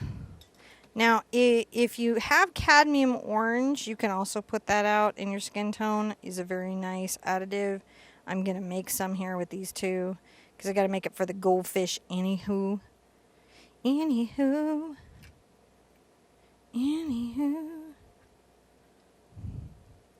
I'm not going to put out my phthalo blue and green until I'm doing my bubbles.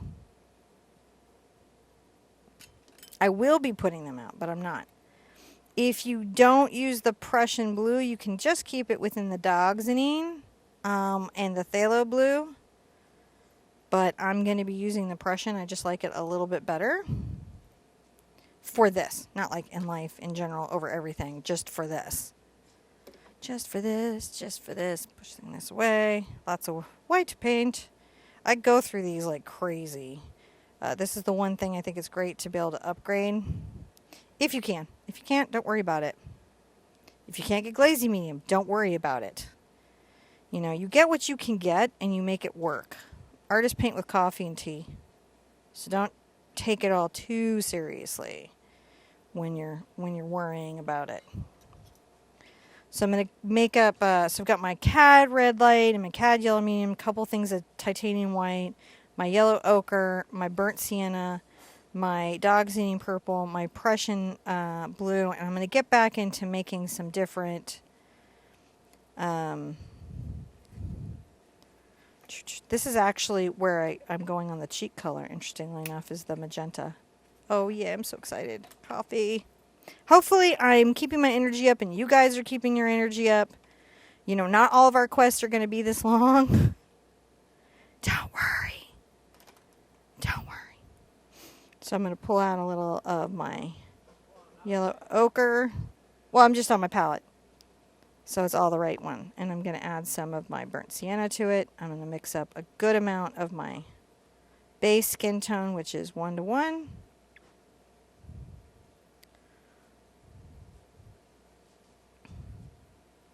On this layer, I'm going to add a hint, a smidge of an orange to it. So how I do that is I can do a little of my yellow and red. I'll get a little orange here. I want to have a nice bead of that. You can take it over here and just add that in. Just a hint. Just a little warmth. A little circulation. Also, this will play beautifully against the cool shadows. Isn't that nice?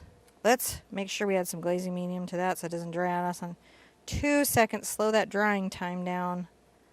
Slow the drying time down. You notice I'm not adding a ton.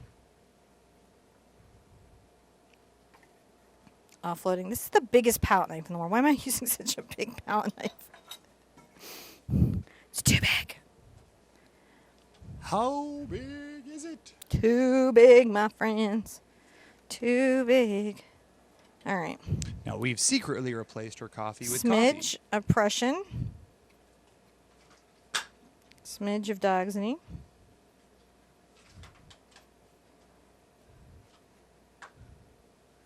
See how well we're darkening. It's good.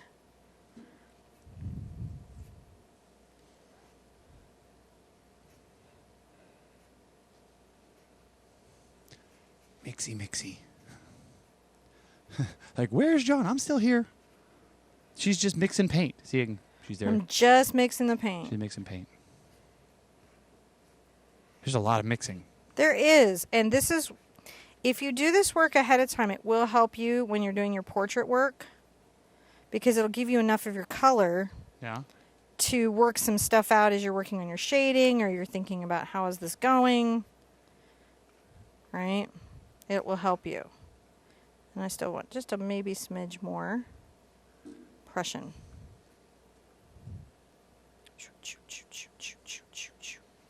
Sound effects absolutely help your color mixing skills, swear. So I'm going to come over here and pull a little of my yellow ochre, a little of my white, and make a highlight.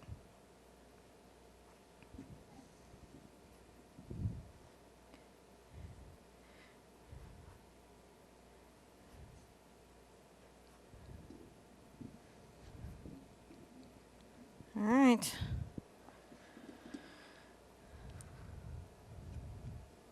I am using my palette knife to scrape and give myself some room on the palette. And offloading, so I'm using all my paint. Because I'm not made of paint money. Let me add some cream to my coffee.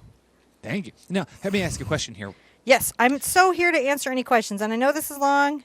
John was like, we need to do this in a two-parter. And I was like, no. Well, we're going to teach it. They can do it. They can. I won't do it to you again. They're all hanging out. They're loving this. Okay. This is great. So Denise was asking. Hi, Denise. If you can use raw sienna if you don't have yellow ochre. Can you use raw sienna if you don't have yellow ochre? Yeah. Yes. Okay. You're going to have a slightly different skin tone, but skin tones are about having a warmth, having a presence to the skin. They're about not just being a uniform mixture. They're about keeping track of tonality without just doing a grisaille. So that's my book on skin tones has 450 skin recipes. Believe you me, raw sienna's in it. You know, and I'm being very simplified. If you're seriously doing a portrait, you know, there might be a hole. But one of my very favorite portraits is this crazy quinacridone violet. And a couple other colors. I'll have to do that as a challenge to myself sometime. A challenge to myself. I won't do that to you. Because the guy who did it won like the National Gallery Portrait Awards. I'm not expecting to be there, says woman wearing silly hat. But it is fun to play with those colors and those palettes and make cool, interesting things. And that's what we're interested in doing. I'm going to get my little brush because I need some control over what I'm doing. Danielle says, don't stop Sherpa-ing, Sherpa. I will never stop Sherpa-ing. So first, I'm going to get a little of my Dogsine purple in my dark color. And I just want to start coming under my nose. Right? So I've got the ball of my nose right here. Yep. And then I have some nostrils. This nostril is, of course, foreshortened. What does that mean, foreshortened? It means that this is altered in perspective. So if it's an ellipse, it's taking into account the vanishing point on the horizon. So this nostril is bigger than this nostril. So things farther away are smaller? Things farther away are, well, that's atmospheric perspective. But similar thing. Similar principles apply to when you know you've got to use it. So I'm just making sure I'm covering some of my shadow. Right? Yeah. So you need shadows. Shadows. And one of the things that I don't want to do is do a bunch of overly trimming here. Right? I want to make sure that I keep room for all my value. Otherwise, you know, you end up with a Himalayan cat. What? Sometimes when you're doing portrait work, you're so busy trying to paint the highlights and lowlights, the nose gets so tiny nobody could breathe out of it. You end up with like a Himalayan cat. Like, I had a bunch of those, so Like, people with Himalayan cats like know what I mean. Yeah, but for the rest of us, we're just like, what are you talking about, cat? One of the things I like to say is go. I like imagine the life of the person that I'm painting, and we'll say she jogs. Okay. So I just need like room to go jogging. I'm taking a little Prussian blue there. I just want to make sure that I keep those values in that space. Now you used like a purpley blue there to make that. I do. Instead of using black, I like to use some of those other colors. So I'm going to come right under the nose. I'm going to cast a little shadow right here.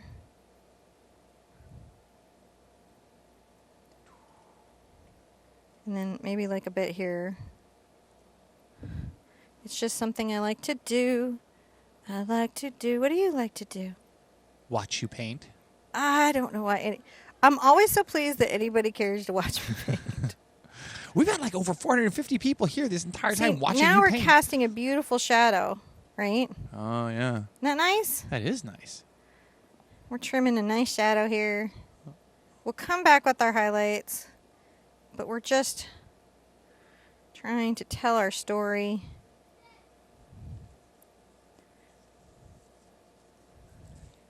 Trying to tell our story, John.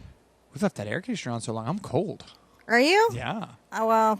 I'm fine. It's fine. It's Okay, I could. No. It's just interesting. It's like it works. I'm going to come to this side of the mouth. I'm going to just put a little of this. This is a little bit. I got a little lighter with my base skin tone this time. It's okay. So you're adding some shading, some light here, some reflected I'm light. casting some highlight right That's here. the word, that highlight. That's what I was looking for. And I'm going to technical word for it. kind of under here make sure that I'm in the divot. Everybody knows what that is. It's a divot. The nose divot.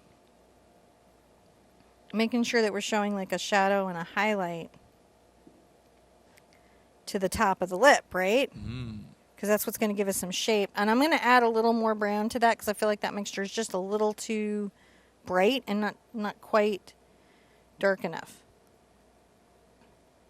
So I'm grabbing my Prussian blue, but you can see by having it here, I'm creating what's called mother colors. And that allows me, here's the cast shadow into the divot thing.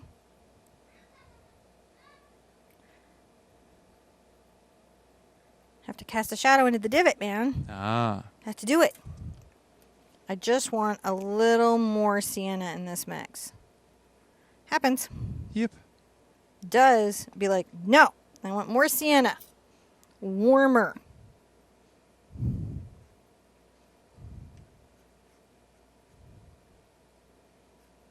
There we go. Yeah. There we go. Happier now. Happier. Closer to my original.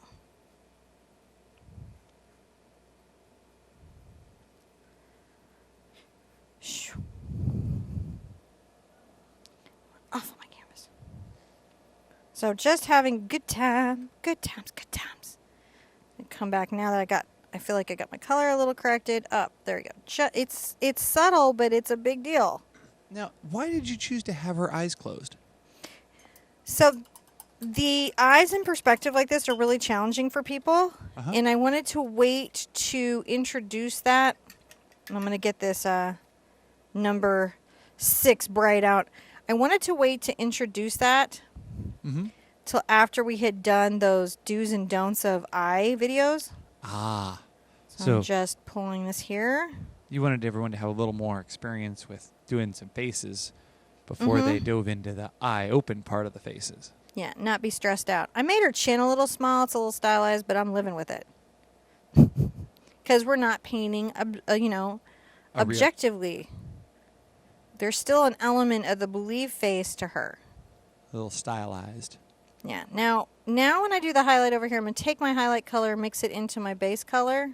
So it's not quite as bright. But still exists there. So it's going to be a little blended now. See? Mm-hmm. And if you think of her face as a ball, in a sense, I'm shading that. Gotcha. You're just really adding that roundness. But if you were trying to add a mix of different things to lighten or darken this, that would get overwhelming. But by mixing these big amounts, then you can do that much easier. Up the brow bone. Now I'm getting a nice little transition that I like.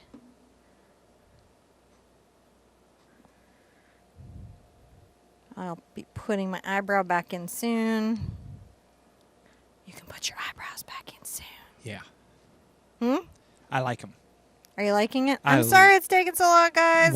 Everyone's loving Everyone's it. like, how long is this going to be? I'm like, oh, it'll be about an hour. You got over 550 likes. They like it. It's wonderful. I think on occasion it's nice to go deep. So you guys know, we took the chat away from Cinnamon a long time ago. And because we'll never get a lesson done. That's right. She just reads. Is that Twix or is that my... That's the dog and the kids playing. But so she loves to read the chat and she loves to talk with you guys. So it's so hard. And so we took the chat away from her and now I read the chat. But I like to let her know because she also can't see how many of you guys are here or that you're all telling her that you like what's going on or just that you're chatting about, you know, all of the different things that are going on out there. So, you know, thank you. You know, we just hit the 2-hour mark. So this is, you know, this is a longer painting, but it's not, it's a big. Oh boy, I'll drop a shirt one Saturday. It's a big project. It's a big project, guys. I'm sorry. No, they're enjoying it. You know, it's a. Well, I guess we're not. We're learning. We're not quite at the 2-hour mark yet. I think we're getting close though, because it's now 1:47. Oh yeah, we're gonna be over 2. Yeah, we'll be over 2. I was guessing 1:40. Yeah. But it looks like over 2 because I haven't even put my goldfish or my water bubbles in, which are super fun. Yeah, and those are gonna be awesome.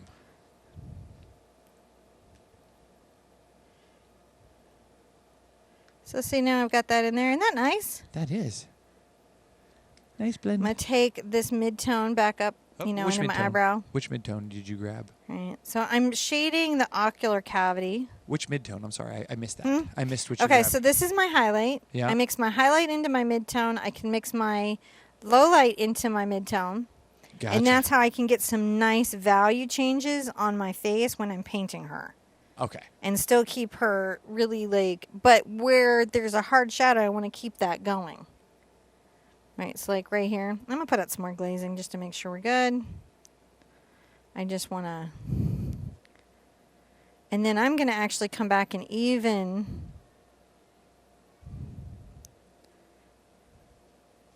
I love my scrumbly brush. Everybody's loving this painting, and they're loving spending the time with us to do it. So don't you worry at all. Everyone's saying, just don't worry. Just on occasion, I like to do this. They can hit pause and go and get a snack and come back. Now, here's one of those places I'm going to get some impression. Mm-hmm. And just make sure that this is nice and dark under her hairline. I haven't forgotten the ear. I'm just getting it to later.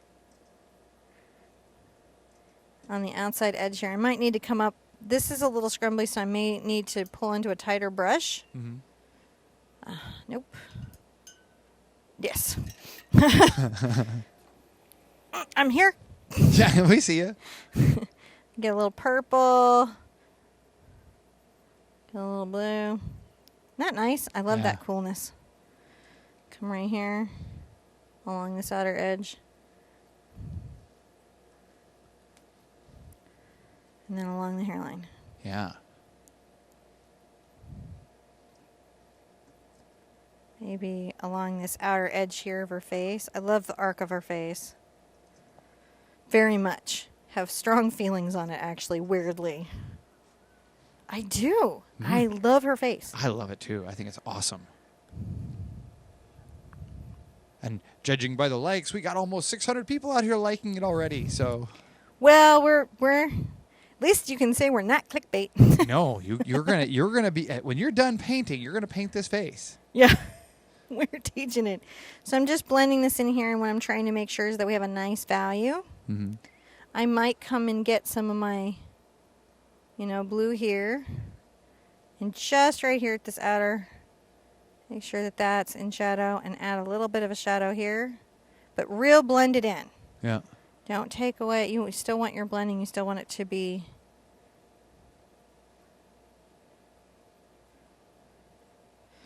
Come get my mid-tone, the chin, keep this rounded. I'm actually pretty happy. I'm going to come into the lid here. Even though we're going to have makeup, I'm going to just make sure that I'm... That way you have a nice... that we have a nice under... We'll say that we primed her makeup. Yeah. But that we're priming it. Now, what's the difference... What are the difference between values and tones? So that's the difference between what's in the pigment and how dark something is. So a value... We actually have a big art quest on that. Yeah. The 50 Shades of Grey. So values would be like different colors. Yeah. And tones would be how white or dark it would be. No. Value is the how light or dark. And tone is how much?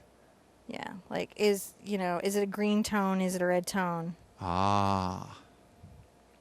Is it a light value or is it a dark value? Yeah. Ah, that makes sense. Okay. I'm just enjoying her little lid shape here.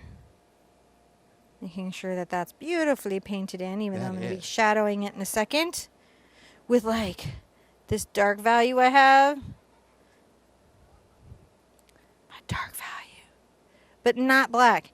And I don't actually think that black grays paint, but I just like the warmth that colors that imply shadow create. Mm-hmm.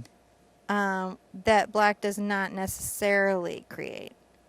I'm going to create a little shadow under the lid in here at the corner. And then also here I'll create some form. See? Yeah. I'm going to get a little of my glazing liquid, and I've got this value here. Come under the neck.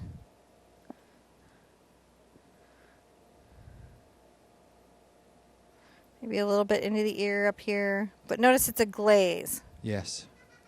So I'm just kind of glazy glaze. Do you have your glazy glaze on?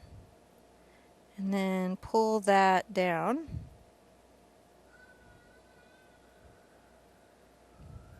It just, for me, what I can say is it takes what it takes.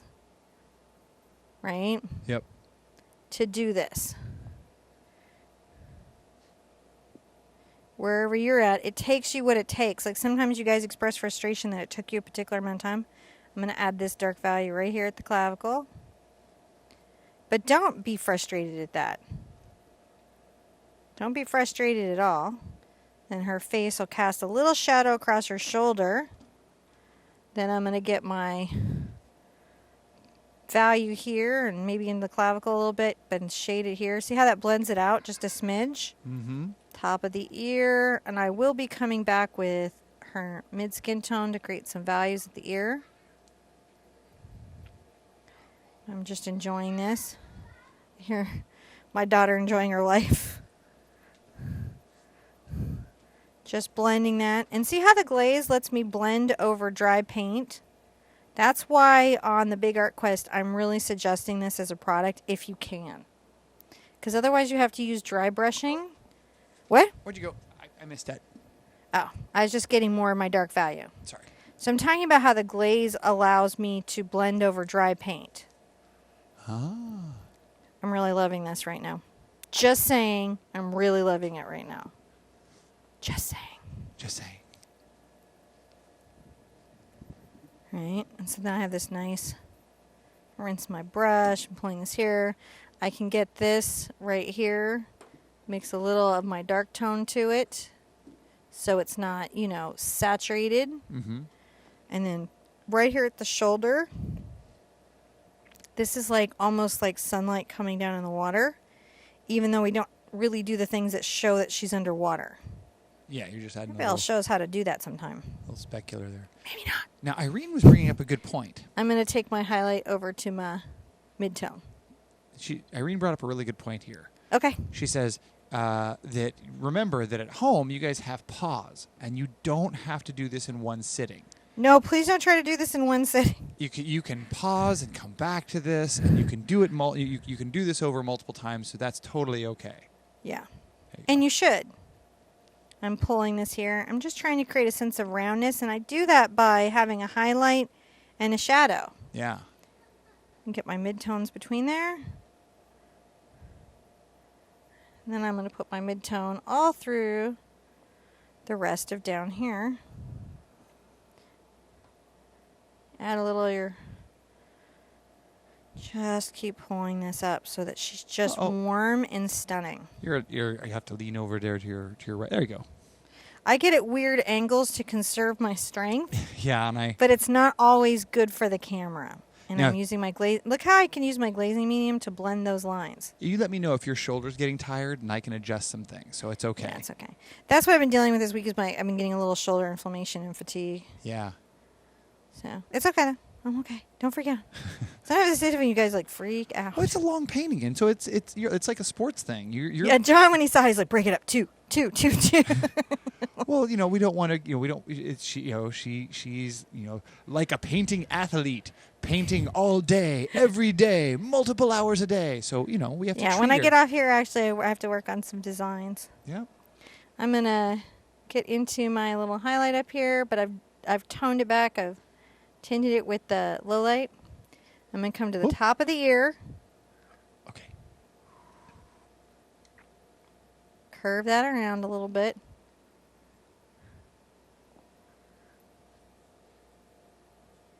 See? Yeah. Got a little of my highlight right here, just for this outer edge. And that's my brightest highlight, see? Maybe take it a little under here, on the top of this cheekbone. Soft brushing. I know I need one right there. Mm-hmm.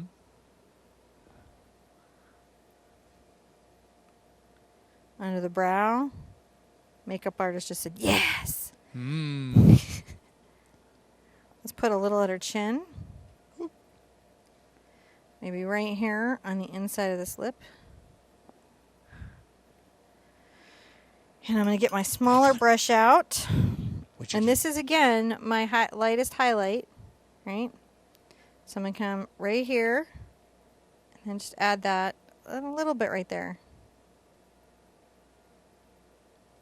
That's how I'm getting some shape and form to all of that. I like it. Taking my highlight to my midtone and just making sure that just the top of my ear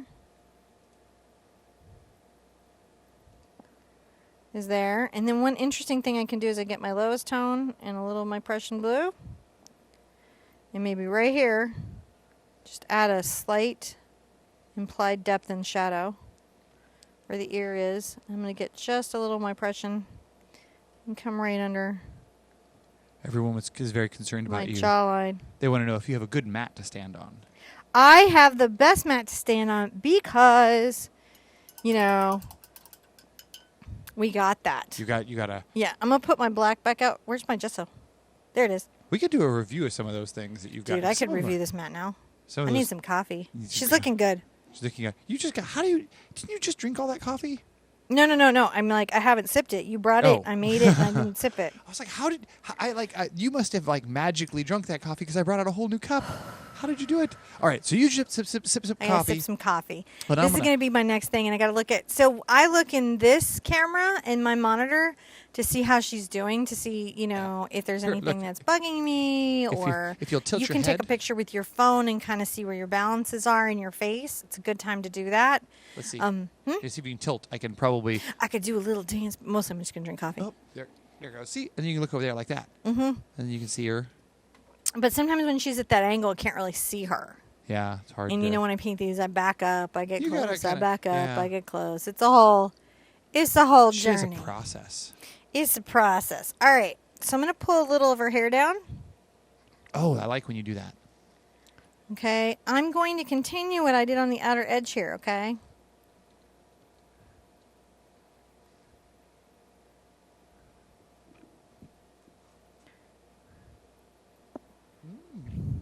Just making sure it's that. We have a lot of first time people here. Do we? Painting is Yeah. easier than this. You came kind of on a deep day. Yeah. It's, Guys, if you're brand new here and you're like, what is this? And you're still here, first of all, kudos. You're going to be a great artist. mm-hmm. You have this kind of stamina, you're good. 2, this is kind of a deeper day. We have light days. We're going to be, finger painting again soon. So it goes from light to pretty drill down. Mommy and Gracie just said hi. Hi, Mommy and Gracie. Everybody say hi to them. Because of them, I get to go to ClamorCon, which I'm pretty excited about, actually. Yeah. I'm ready to be artin'. Yeah. Artin', you guys know I love to go do a thing. So we'll Plus, then we get to pretend like we're Casey Neistat and make one of our really awkward, strange travel vlogs where I paint on the plane like a crazy person going, I forgot to visit my doctor before I flew again. Eyebrows. So if eyebrows are a struggle, where are you at? There you are. if your eyebrows are a struggle, I suggest you get a chalk pencil, Yep. right? And, you want to look at this. Now, so your eyebrow essentially is going to be anywhere between this nostril and the tear duct of your eye. Mm-hmm. Anything past that, you've gone free to colo. So in this particular case, because of the way I stylized her eye here, I'm going to go just a smidge past it and follow it along this nostril line. Mm-hmm. And then I'm going to actually take it fairly straight across instead of arcing this up. This gives her a more winsome, sweet expression. Because they're, Whoop. stay. Whoop. So if you arc them way up, then she goes a little Alexis Carrington. Ah. For those of you that don't know who that is. I don't. There was a soap opera. Some I don't people have watched no it idea at who night. you're talking about. Now we just have the WB. Oh, wait. Is that Dallas? Was that? I don't know. Yes. It was? I guessed right. Look at that. It's only because I'm from Texas and So you can kind of see I'm doing this. I'm just arcing this, right? Mm-hmm. Over where the muscle would be. Just pulling this back. I'm going to come under the eye just a smidge and define this liner just a smidge. Smidge. Really, everything's going to be about either your blue and white or your Prussian blue. Mm-hmm. Now, but I'm going to curve it the opposite way. So I'm going to curve towards this corner.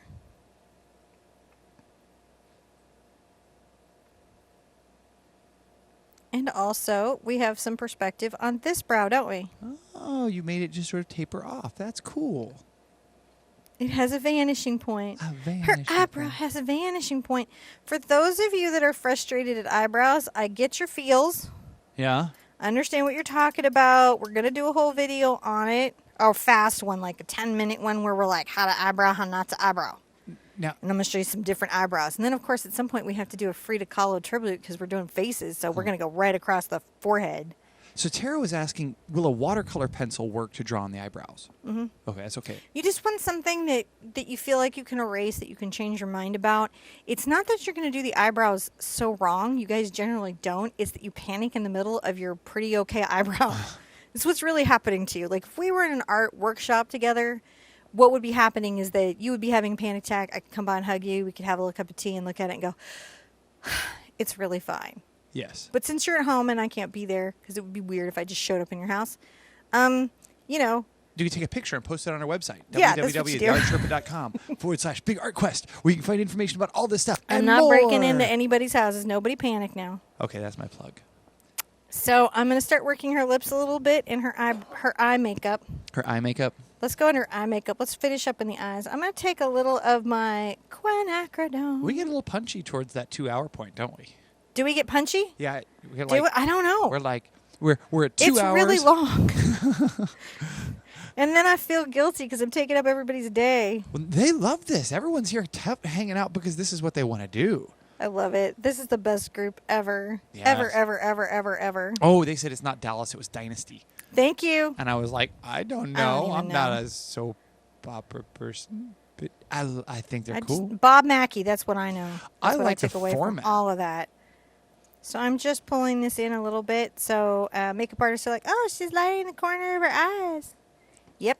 Someday I might like to enjoy Now I'm going to get some just of my magenta. magenta.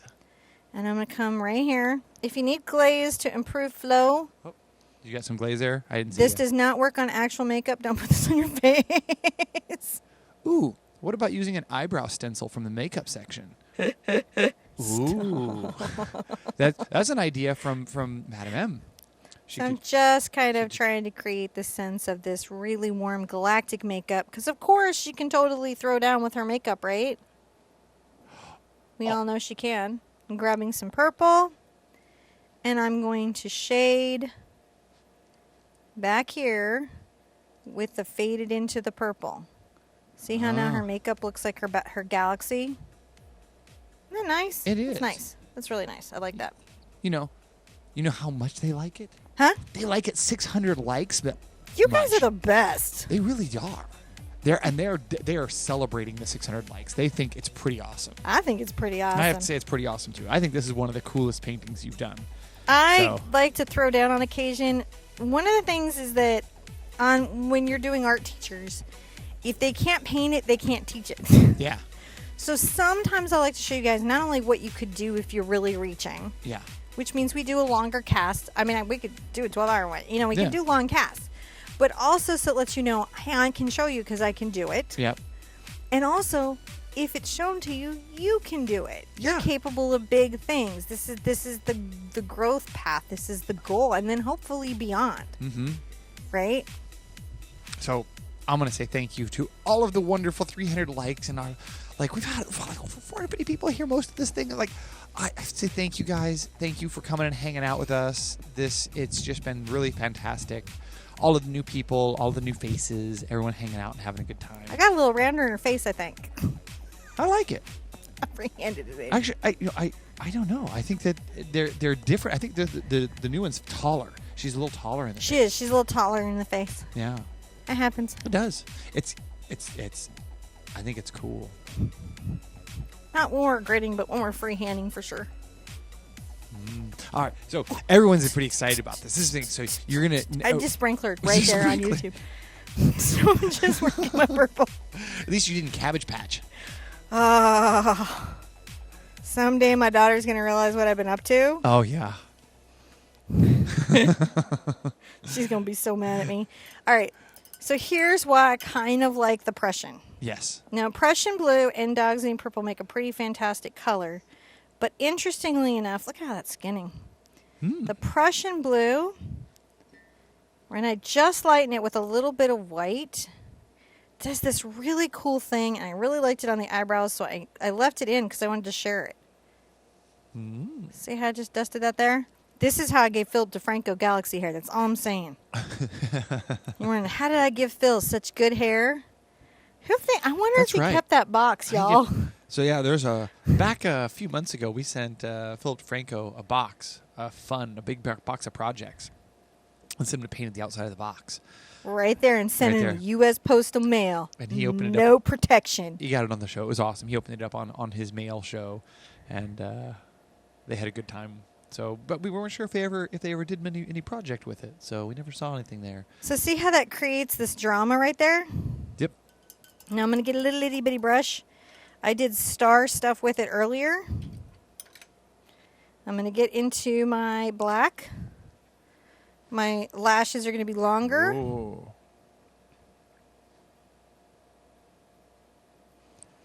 To this outer corner. Those are some on fleek eyelashes. Eyelashes on fleek. I'm going to curve them out. If your paint isn't having a good flow, it's generally in the fluidity of your paint or the precision of your brush. Mm-hmm. You know, do a paint pen. Don't stress on it. Oh. Lashes will be shorter here as they get nearer the tear duct. Remember, lashes are a hot mess. They have a job to do. They do. And they do their own thing, man.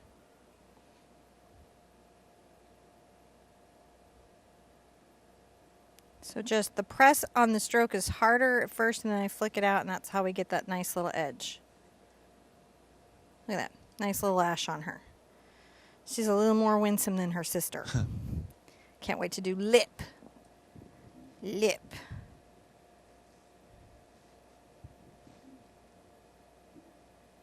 And then just pull these little lashes in here too. See? Yeah. And that blue highlight creates that space. Now I'm going to take a little of my Dog's Eating Purple and my magenta, and her lips are mostly the Dog's Eating Purple and magenta. So we have this part of the muscle of the lip, which is quite dark, and then I'm definitely going to shadow under the top lip.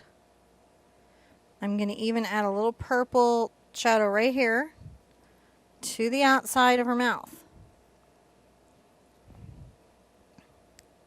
And she does have a bit of a sweetheart mouth because the bow and everything, but it's quite lovely, and she's very peaceful.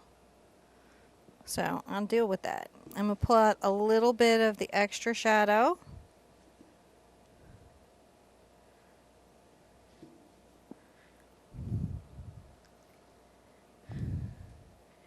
Come around here.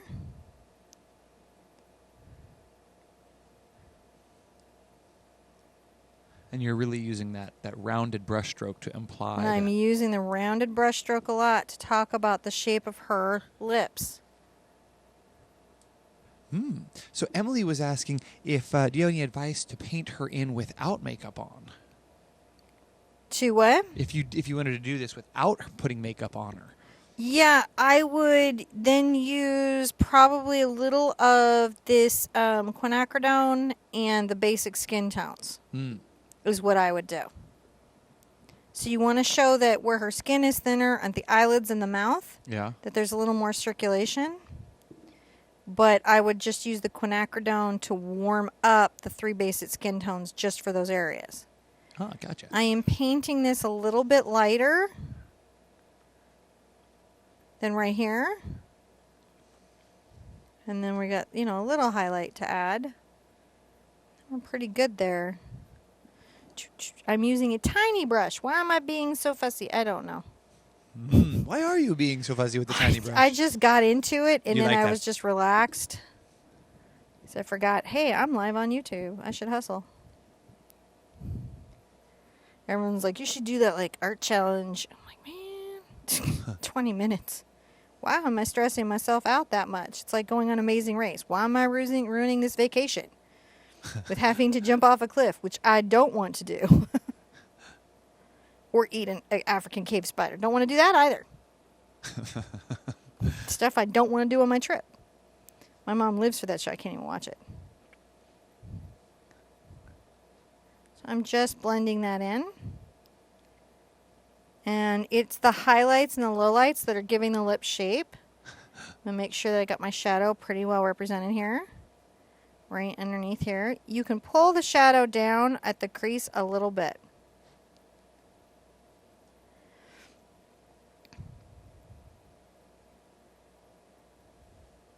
All right, got a nice little value. A little more quinacridone.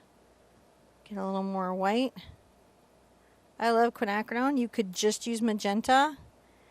Please keep in mind, I just tell you guys the colors so you know how I'm getting my results. You can do this other ways. You got to push that the palette forward for me so I can see. That's super important, and I'll say this all the time. I'll say this the whole time I'm in YouTube. There are other colors to use. There are other brushes to use. There are other ways to do this. I'm just showing you how. I'm just being transparent about how I'm doing it. It makes me crazy when I see somebody do something and I know that they removed for editing like 3 steps in added product that you don't get to see in the tutorial at all. Yeah. For the pop. And I'm like, I know there's more glitter on that lip than is in that homemade lip gloss. Yep. I see it. So how are we doing here? Well, we just have, after we get this highlight on the lip, which we're going to put a little bit right here, a little more of this pink. Yeah. And around here, and then one more highlight on top of this. Then we do goldfish and water bubbles. Oh, so we're getting real close there. We're getting a little close. We're getting a little close. Let's put a little bit. The highlight on the lip should be predominantly, as in on the face. Right here. Right to this outer side of the ball, and then across here. See? Yeah. That's all that should be. Look at that. I think I did her better this time. I got a little fussy with the lips the first time. So I love it when I'm a little more like, boom. Yeah.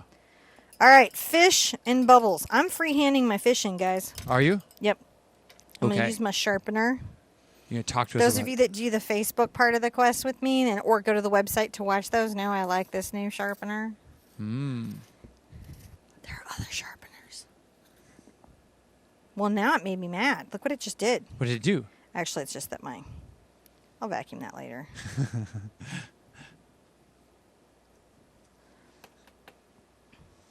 Sometimes sharpeners grab your leads. Your leads break in there. Yeah. For me, it's not a manufacturing mistake. Generally with the pencil, what it is that the pencils get dropped on hard surfaces too often.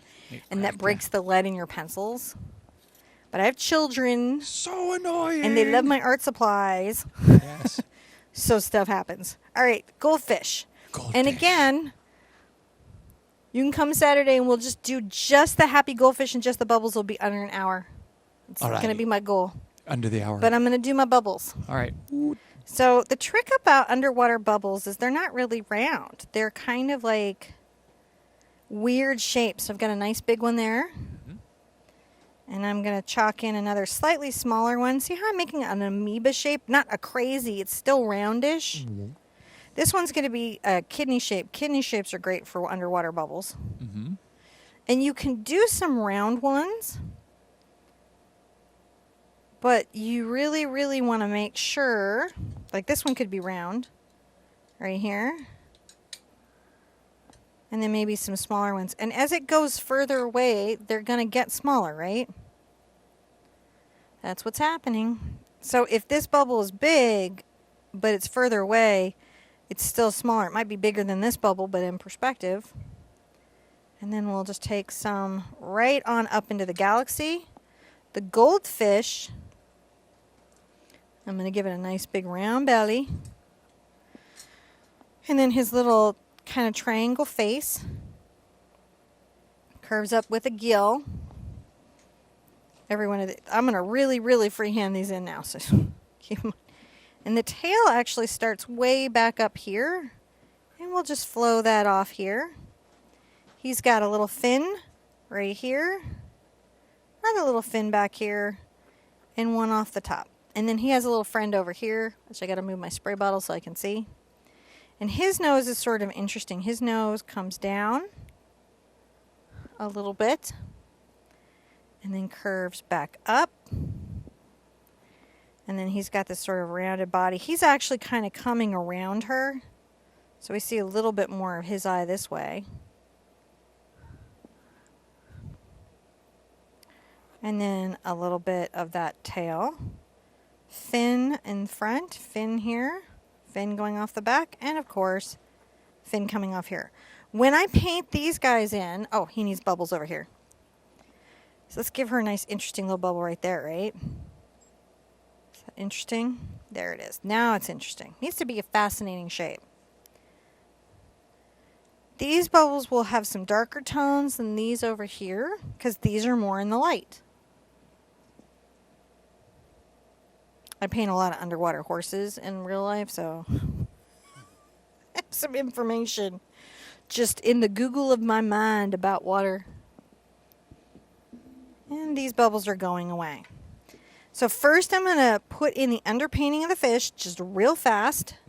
And then I'm going to show you guys how easy, if you've done the how to do a water drop, this is going to be like, I love these Mr. Miyagi moments where it's like, it all just comes together. Yeah. Wax on. Wax off. No, you paint. Defeat Cobra Kai in art.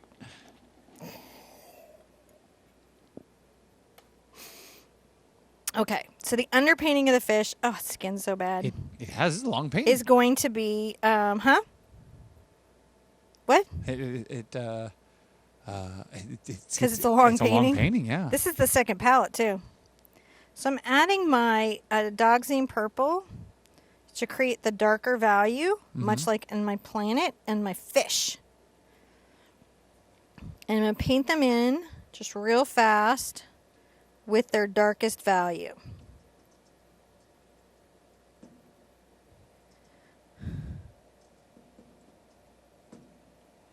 It's super fun. Just paint them all in. They don't even have to be like, just be like, paint, paint, paint, paint, paint, paint, paint, paint, paint. Paint, paint, paint, paint, paint, paint, paint, paint, paint. All right. Super easy. So you can see what I'm saying. Like, nothing about this painting itself is particularly hard. It just takes a while to do.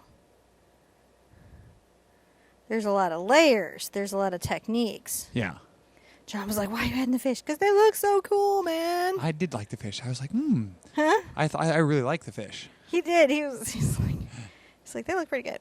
So I might even let the fin go up here above her hair, and I'm gonna pull this out because we've got worlds that are. Just let this be a light dry brush. See how I'm letting a lot of that ocean show through. Strokes are longer on the outside edge, shorter on the inside edge. Take a little fin up. All right, little one off the back. Longer at the front of the fin, shorter as they're coming back. And then a little guy, he's got a little fin right there. That's all that takes.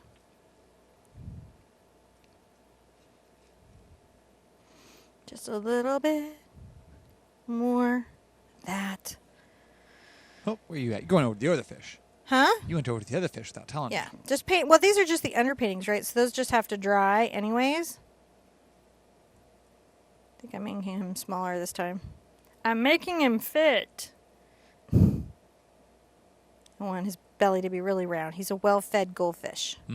That's the best kind of goldfish. Well, I mean, when your mommy's a galactic goddess, she's probably going to give you food, right? Yes. Just pulling some fins here. Pulling some fins. Don't pull on the fins. They don't like that. What? Don't pull on their fins. No, but just out. We're creating them. Don't pull them out. You got to paint them in. And then a little bit here. So this will be interesting because the water bubble is going to go over his fin now. Mm-hmm. That's new. That's Every new. time I do a painting, there's something new. And a little bit of fin down here. Once I know where all that is, I'm going to move. I'm going to give myself my cleanest water that I have. Oh, I have so many clean waters. Do you need more water? No, you brought me so many. Well, I was worried. For just this moment. Huh? I was worried for just this moment. I'm going to find I'm probably going to do most of this between my 4s and my 2s and my detail now. Okay. There it is. 4s and 2s and details now. Yay. Water bubbles are so awesome. And again, we'll cover this tomorrow. So Saturday. Don't panic. So, when you're doing water bubbles, you're thinking about where the shadows and highlights are, and that's what tells you that it's a water bubble even underwater. And the first thing that I like to do is I like to take a little of my Prussian blue, and remember that my watercolor is actually 2 other colors.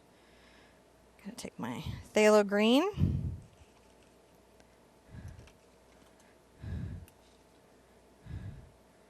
Phthalo blue, 1 to 1, right? Mm-hmm. Don't know where my small palette knife is, so I'm going to work this out. Making some of that phthalo turquoise for underwater awesome.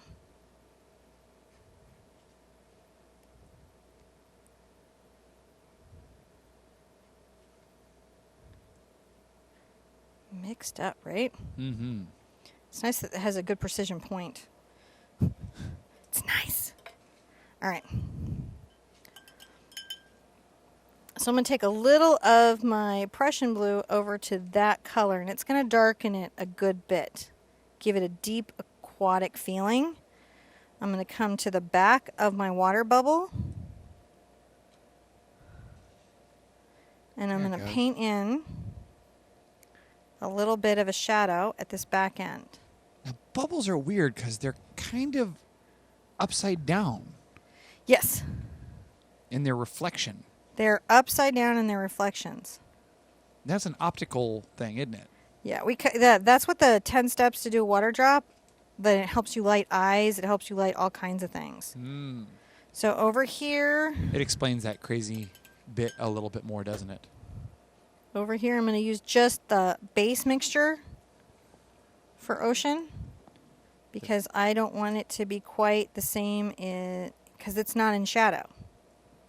So it'll be more in the greens. Just a weird thing. It'd be more oceany. More oceany. And this might be in the Southern Ocean.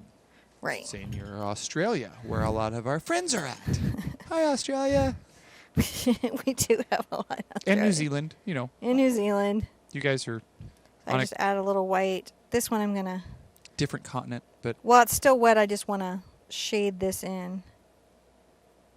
Now, you said you didn't have to have Prussian blue for this. No. You could sit there and you could darken these with dioxazine purple if you didn't have the Prussian blue. And that'd be okay, too. You know, and you would still be as good. You'd be as well off. I'm just going to make sure I got my little shadow going here in my little bubbles. My bubble bubbles. Happy little bubbles. This is really great when you're muraling a wall, too.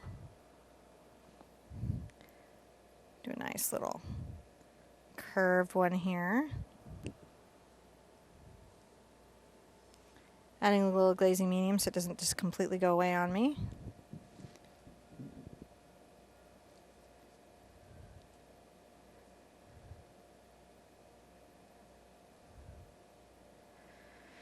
Rinse out. I'm going to come over and put the shadow in up this run.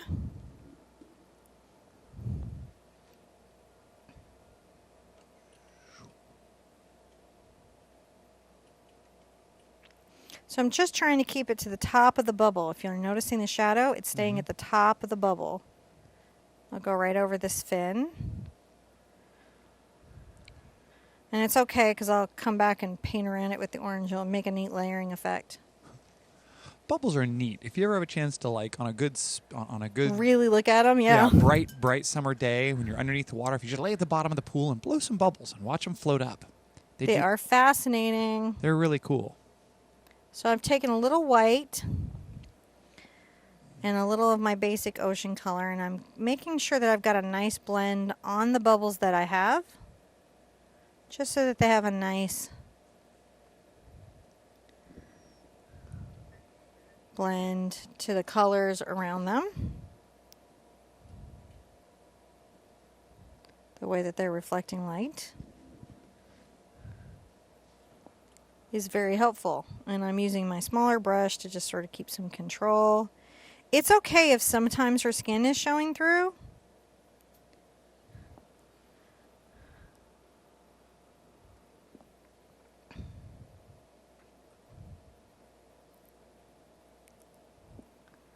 It's all right. Because bubbles are inherently see-through. That's pretty cool. Now I'm going to add the reflection. You have a highlight at the back and a highlight at the front, so I'll add more white till I get quite a light. Just moving that skin because it just really skinned. It's the AC. Yeah. Takes the moisture out of the air. Creates some problems for me. But it's hot where I am. I don't know. It's probably not hot where you are, but I'm in Texas. Zoe says that M-class planet looks like another incarnation of a bubble. It has a bit of that about it, doesn't it? Like it just floated right up there. And became a planet. So I have this nice little highlight right here. On each of these bubbles.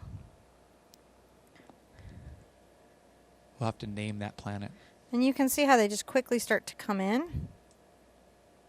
It could be Sherptopia. See how quickly they come in? They start to take shape even though it's blue on blue. Sometimes it's just like, it's so crazy for your brain to think about how is this going to come in? How is this going to be a thing? And then, you know, as you start putting in these values, then you start to see, oh, this is how it did it. Let me use glaze here. Raynette says, this is Sherpa. This is one of your best yet. They love it. I am so glad. All right. I'm going to get into my detail brush. Yes. My detail, and I may even put out a little of my fluid so I'm getting less grief. You're going to do some highlight on those bubbles? I'm going to highlight and lowlight my bubbles. So first I've got my little impression over here and just make sure I've got my dark thing. Just to make sure that it is... Sometimes you need to come back with a little detail. Ooh, it could be Planet Palette. Huh? It could be Planet Palette. Just around here. Just make sure it's well thought out. And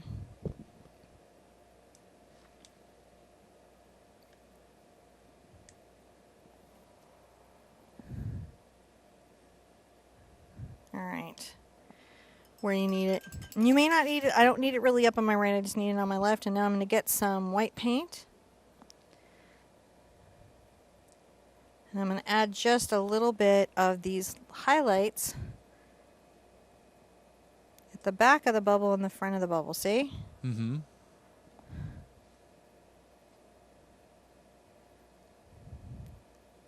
Now, we've done a lot of one-hoot paintings, right? Like, there's a giant playlist. And one hoot means, like, if you haven't done any art since forever, or you're painting with little brushes, or... This is the first time you've ever painted. First time you've ever painted, that's your lesson. You can get here if you keep painting, for sure. Yeah.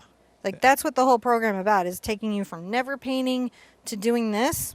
Yeah. Like, it's no big deal, and we've done that for a lot of people. Mm-hmm. But yeah, we have really, really beginner. There we go. Look at that. Bubbles. Don't they look really good? Awesome. They look all juicy. Mm-hmm. All bubbly, floating up there like ideas. Now, I'm going to do something. I'm going to use this number 2 filbert. Actually, I'm going to drink some coffee, but I'm going to paint my fish with my number 2 filbert. You're going to drink some coffee. Then you're going to do that. So if we don't use them a lot, filberts are between a flat and a bright, and they're length out, and they're rounded. Mm-hmm. And they're really good for portraits. They're really good for soft edges and blending. They're really great for scales. You could do a round brush or any brush that you have. And it used to be artists would just wear their flats out so they became filberts, and then some brush makers made them some filberts. And it means cat tongue in French, I guess. That's cool. So, we've, don't forget, you can find all our stuff at TheArtSherpa.com/Big Art Quest. What, you want some? We're almost done, guys. We're like so close. Yeah. Are you just needing some dancing music there to wiggle your body up? Wiggle. Yeah, and I've got to give her some blush. You got to get some blush. I got to give her some blush with some glaze, I see. Thank you guys for hanging out with this big adventure. It's so much. And we're like almost there. We're almost there. It's going to be close. I'm going to get my bristle brush out. Your bristle brush. And I'm going to just tip it with a little bit of my magenta. Now, what kind of coffee are you drinking there? I am drinking a K-Cup. And it's my Starbucks creme brulee, or is it the vanilla? You're drinking Starbucks creme brulee. I love my Starbucks creme brulee. So I've just got my glaze and a little of my magenta. And I just want to, at her apple, put just a little color here. Mm-hmm. And then I do it over here. And I'll go a little darker over here, because she's in shadow, so you can just really see that. Oh, wow. That's just a nice magical depth. Just a little something, right? Pickety pow, and just awesome. Well, I like it. Beautiful girl is a beautiful girl, right? Oh my gosh. Gotta give her some. Oh, she's just got that. Lush. All right. I'm gonna give her some fish. Okay. She's a goddess, she gets fish. The fish time. Fish time. So The my fish. fish are really kind of between the low light of my Dogs in purple and my Cad red and the orange that this makes. And I have a lot of fun putting them in. So first I'm going to put in my little shadows. Your shadows. And lines and things. So I'm going to just come here and give myself a little shadow for Gil. The Gil line. Needs a Gil. That's clearly his name. This is Gil. Is this Gil? This is Gil the goldfish. It's very important on these fish to round the belly. Mmm.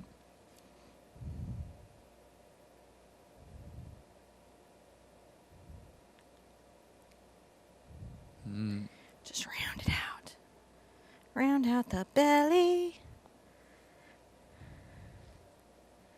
And definitely Saturday I'll put some, if you have little brushes that were like, I really want the fish, then we'll make sure that that's there for you. I might add a little of that purple to some of the fin. They think that maybe we should name this fish Bill and the other one Ted. What? They're thinking maybe we should name this fish Bill and the other fish Ted. We can name our fish. The other fish what? Ted. Ed? Ted. Ted? Ted. Bill and Ted. Bill and Ted. There you go. We can't hard to hear over the air conditioner. I can't. Yeah, and that's I'm all right. making a little circle that's going to be the basis for his little eye. Oh, the other one could be Bob, too. It could be Gil and Bob or Bill and Ted. It could be either way. I'm just putting his little low light in.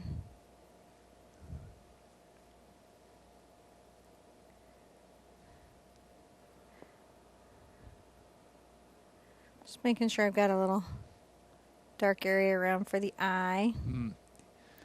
Yeah, they think Gil and Bob are best. There we go. And so I'll just make sure that the water bubble stays in front of his fin. Her fin. Right? So now I'm going to add just a little more red to that mixture, and that's going to give me my next value up. And I'm going to just come here, making little dashes. Hold on. Oh, there you go. Okay, now I can see. And when I come around the gills, I'll go smoothly. This is smooth. And then where we are in the body of the fish, we start to see the definition of these the scales. And by knocking back the saturation of the color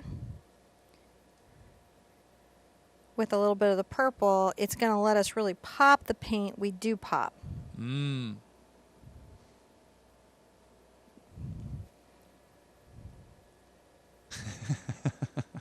Someone said Gil is Kevin's second cousin, twice removed. Kevin's our infamous Kraken who likes to come visit every once in a while. Everybody needs a Kraken. Everybody has got a pet Kraken. Ours is named Kevin. He's probably floating around here somewhere. I'm sure in the ocean. Yeah. For those of you going after show, no. He's in space anyways. He's beyond the ocean. So I'm just pulling this, and I'm letting a lot of the water show through. And that's going to really, really help me. Right, with this. I'm going to pull a little brighter orange over here. And this is about just creating these layers. These layers. Look at that. So you can start to see that scale texture happen really super easily.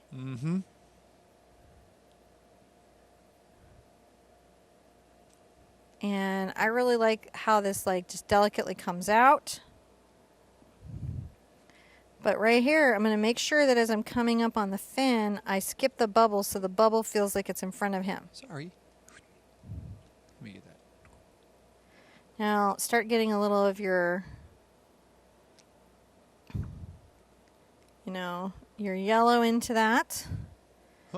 And I'm going to start adding right here at the top some of these scale dashes. And I try not to, if you've done the mermaid with me, try not to put them just everywhere. Maybe at the highlight of his belly here. To sprinkle them. Sprinkles. Sprinkles. Sprinkle the golden, those little golden And scales a little bit on. into the fin. That's That's all we're doing.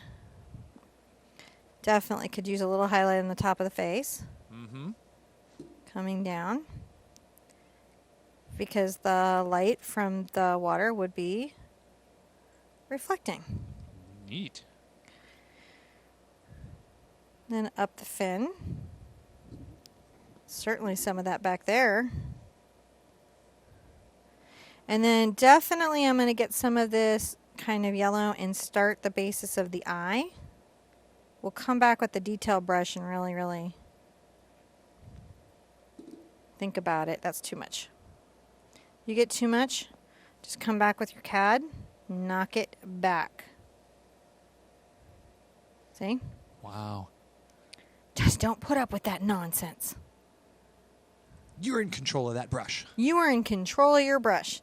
So I'm going to put a highlight on top of this this little eye over there that you kind of see peeking out. Okay. I've got top of this. I'm going to come make sure that my bubble's in front of my fin. A little more red here under the eye. If I get too yellow,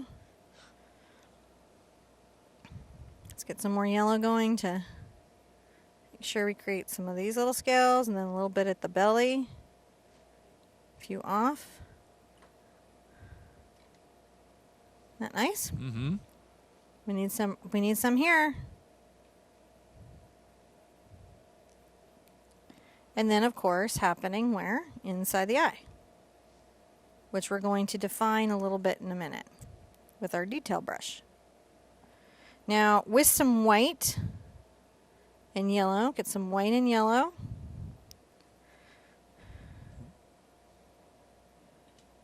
Dash around a really high highlight. Oh, yeah.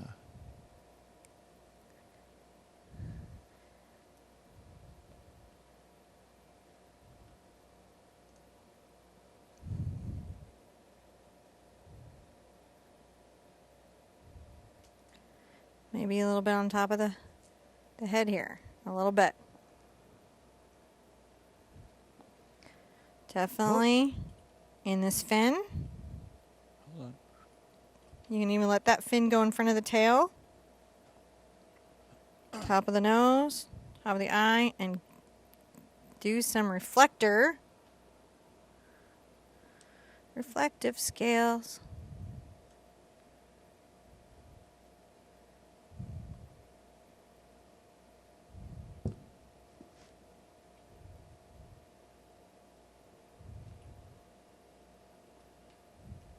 About color, right? Mm-hmm.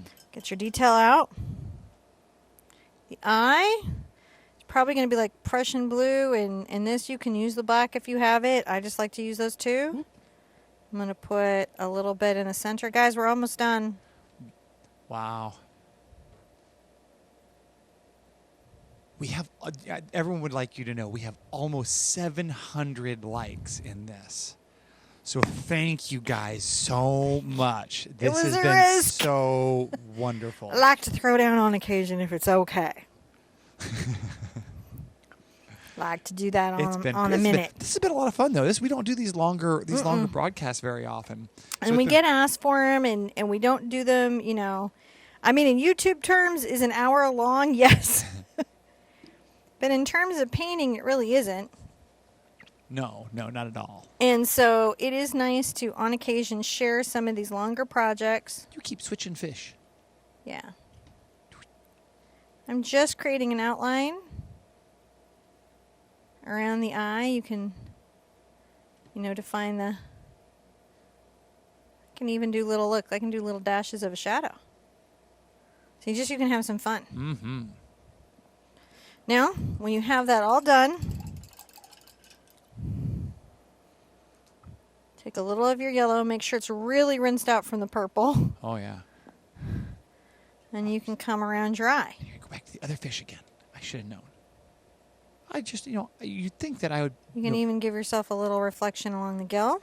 Come over here. Oh, where are you going? Around your eye with this bright yellow.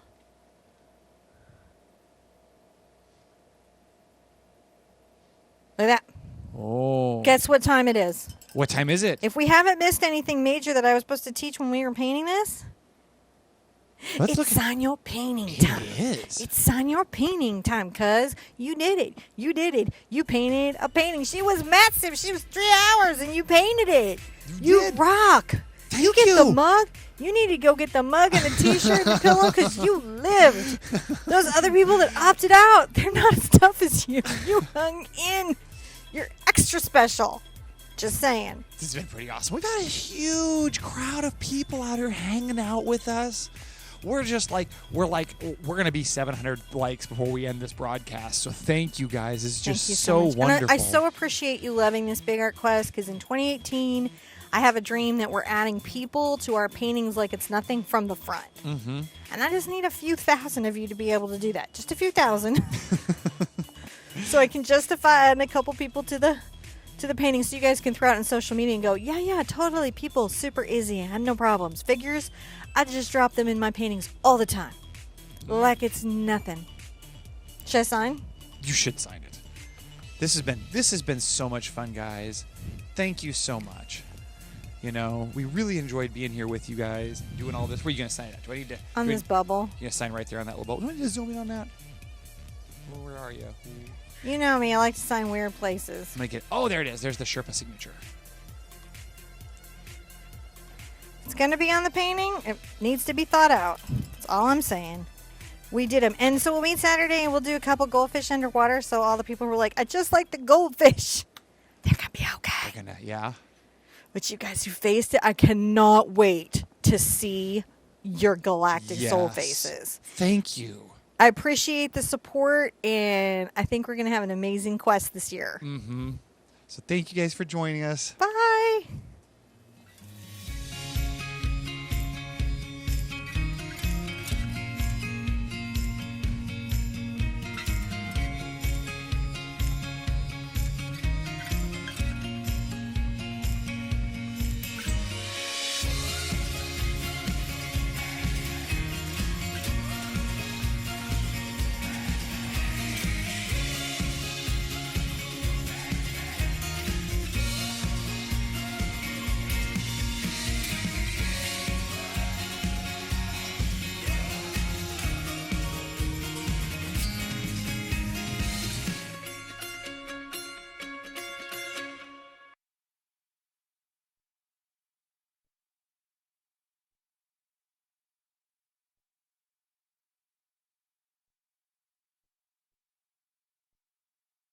On the stroke is